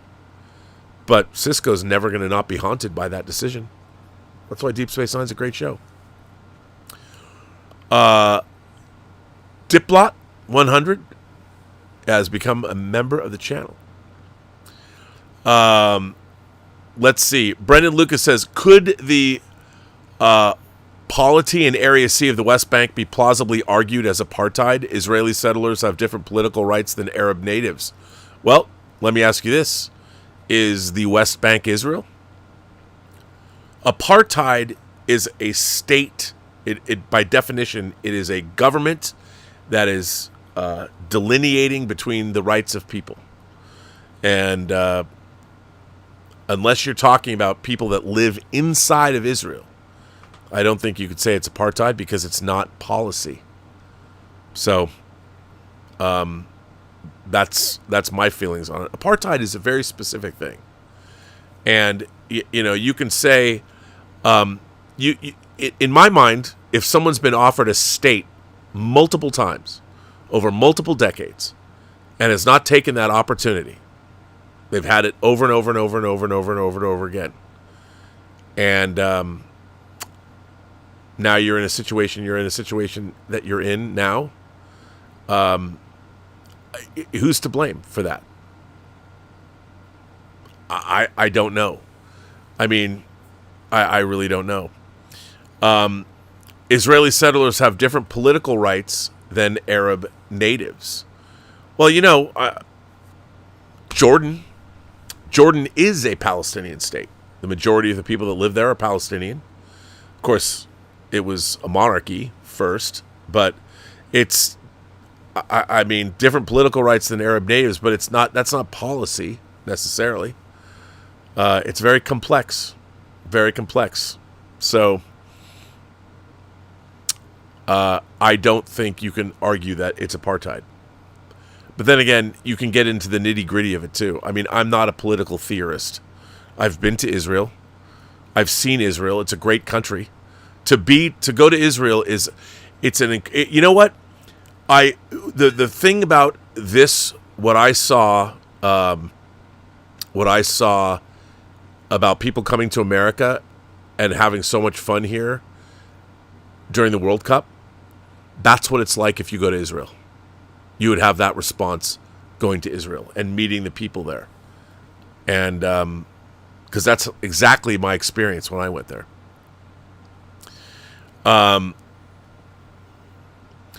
Brandon Lucas says, white South Africa declared many majority parts of South Africa, not parts of South Africa. The ICC still declared it apartheid. Okay. The ICC, don't know about that. But the thing is, you're saying that white South Africa declared many black majority parts of South Africa, not parts of South Africa. That's exactly what apartheid is. They created it. And that's what we're talking about. That's what you're saying. And so Judea and Samaria and that, all of that, and the land over the last, because of wars and what Israel had to give back, it's a mess, no doubt. But I would say this, doesn't change the fact that Israel pulled out of Gaza in 2005 and said, here, they were showing the Palestinians, it's up to you guys. You can make your de facto Palestinian state. Let's see what you do. Let's see what you got. Let's see what the kids got. And what did they do? They could have done anything with Gaza. Anything. And the real question is, why did the Egyptians build that border on Gaza as well? It's a tough, it's not something I'm qualified to litigate. I believe in Israel. Israel already exists. I don't know why people are saying Zionists. Israel's a real country. No one's waiting to build it. When Zionism, there was, you had people like Herzl codifying Zionism in the 1800s. There was no Israel. But now that there is an Israel, I don't need to be a Zionist. It exists. It's a real place. It's a real state. It's a Jewish homeland. The one Jewish homeland that's democratic.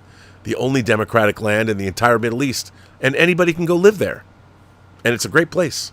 And I encourage everyone to visit, especially if you're religious. All the religious sites you can see, it's pretty incredible. It's also incredibly cosmopolitan. All the different languages that are spoken there, people from all over the world are there. It's an incredible tech hub. The technology is there. Your cell phones will never work better than they work in Israel. It's an amazing place. There's a reason why Anduril is going to build a manufacturing facility in Israel. So I'm a fan, having been there. And to be honest, I was invited. and I did a big presentation of my film and spoke at a great convention, the Icon Festival that takes place over Sukkot, and it was great. I loved it. It was fantastic. So it's a shame what's been going on there. If people just put down their arms and they could turn it into a real vibrant area of the world. Gaza should have been like Dubai. And I'm sure Israel would have liked nothing better than to see that happen. At some point, people have to take responsibility for themselves as well. Israel gave Gaza. There was a huge, thriving strawberry business in Gaza, totally destroyed when Israel pulled out. There was a gigantic infrastructure. Why? But anyway, I don't want to dwell on that too much. Again, I'm not a political scientist. I am not a politician. I don't know enough about it to speak off the top of my head. But I mean, clearly, if you want to talk about apartheid, it's just not the same. And what goes on inside Israel, and there's all different kinds of people in Israel. You can walk down the street in Tel Aviv, and you can realize that Israel is not an apartheid state. It's just not. Now, what goes on outside of Israel's borders does not mean Israel is an apartheid state. You have to talk about, if it's an apartheid state, it's only about the citizenship of Israel internally. Settlements and things that happen outside of Israel's borders, that doesn't mean Israel is an apartheid state. That means they're fighting for their life. And if Israel wasn't ever vigilant and do what they do, they would be dead. Over and over and over again. Israel doesn't want to fight. Israel just wants to be able to thrive, and they thrive well. Besides, half of the Arab world doesn't want Israel destroyed so Israel can build their desalination plants. So, anyway, that's just... But I don't know enough. I mean, I don't know. I'm not up on my political theory, and I'm not up on the day-to-day happenings and what the occupied settlements of the different zones are. But I would encourage everyone to go. Israel's a great place to visit. And if you're interested in history and if you're interested in scripture, and it's an amazing place. An amazing place to go. And it is so much fun. And go during the Icon Festival. I hear it still goes on. I was there 20 years ago. It was an incredible, as far as conventions that I've been to, it was incredible and the smartest group of fans ever in Israel. So check it out. Kelvin Wellborn has been a member. Kelvin has been a member for 51 months. So thank you for that, Kelvin. And I think that is it for letters. I know a lot of people have been writing me a lot of letters, a lot of consecutive letters. It's tough when somebody writes me a lot, and you know who you are. I haven't even gotten through all your letters. You have gigantic letters. I'll open them up, and it's, But if you want to send me a letter, write down there, put Robservations in the subject, rmb1701@gmail.com. Write me anything. I'll read any letter you want. And by the way, you want to take me to task for any views I've espoused on the show, please do so. I welcome that. If you want to tell me I'm a fucking asshole or you don't appreciate my position on whatever, write me a letter. And as long as it's fairly respectful, you can tell me I'm a dick and fuck you as long as it's done in a way that I can share publicly. So I offer that opportunity. So please write me, say what you want, and let's have a dialogue about it. And I want to thank everybody tonight that writes letters in. I try and get to all of them. There's a lot of people. If I haven't read your letter yet, that's no shade on you at all. I get so many letters and things. I'm trying to get through them as quickly as I can. And by the way, please tell me at the top of the letter, if you don't want me to read the letter or use your name, please put that on top, because I don't want to start reading and go, oh, I just said your name. And I don't want to do that. So only write me a letter. If you want to share your thoughts and you don't want me to use your name, just say so at the top of the letter. Otherwise, I'm just going to assume that people that take the time to write letters want me to read their letters. So, yeah. And on that note, Comic-Con. If you see me, I've got on Thursday, I have 2 panels. I'm doing a panel at the Marriott at 12:30 about Canadian variant comics that I'm moderating. Then I'm doing a panel about the films of 1986. We've been doing a panel every year about the films from 40 years ago. And then Friday, I'm doing Chris Gore's Independent Filmmakers panel. And on Sunday, once again, I can't believe we're doing it, the 33rd episode of Starship Smackdown. So that closes out the convention on Sunday. If you've never seen Starship Smackdown, check it out.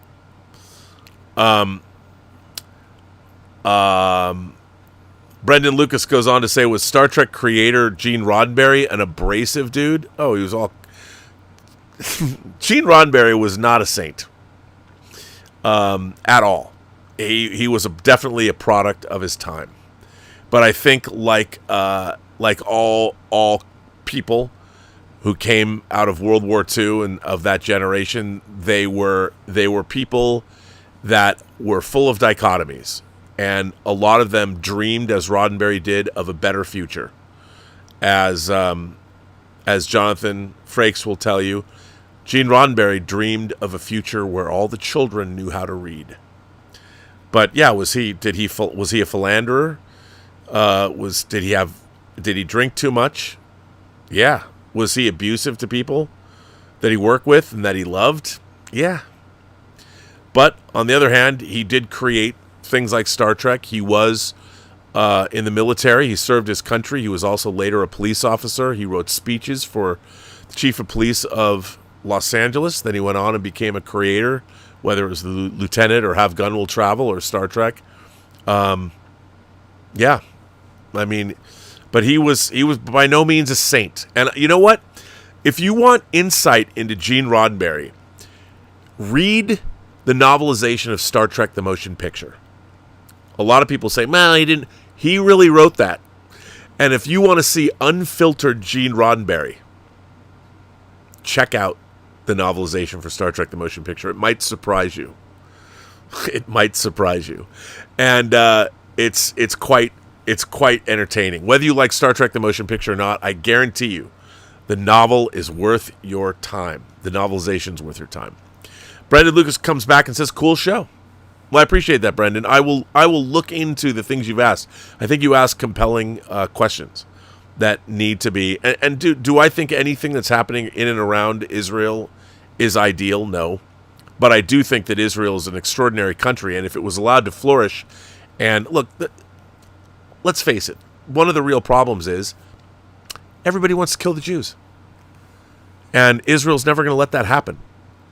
And Israel's a teeny, teeny, teeny, tiny country. And if people just leave Israel alone, the entire region could flourish. Israel is not some expansionist power. They gave back the Sinai. They could have the Sinai. They gave it back. Israel wants to be left alone, and they can help all their neighbors flourish. The problem is, look, everybody around the world has been hating the Jews for thousands of years. And it's they say it's the oldest hatred, but it's true. I'm a stealth Jew. A lot of people didn't know I was raised Jewish. I went to part of my book. I talk about in the introduction how Star Trek and Judaism, I didn't even know that they were kind of intertwined, but they are, and I didn't know that. But both of them are about learning as much as you... Judaism and V'ger from Star Trek the Motion Picture, learn everything that is learnable. That's what Judaism really is, a religion of scholarship. And that's really what it comes down to. But on that note, remember, every person you meet has a story to tell that you have yet to hear. And all you have to do is listen. I want to thank you to everybody who supports this channel via Super Chats and tips. Thank you very much.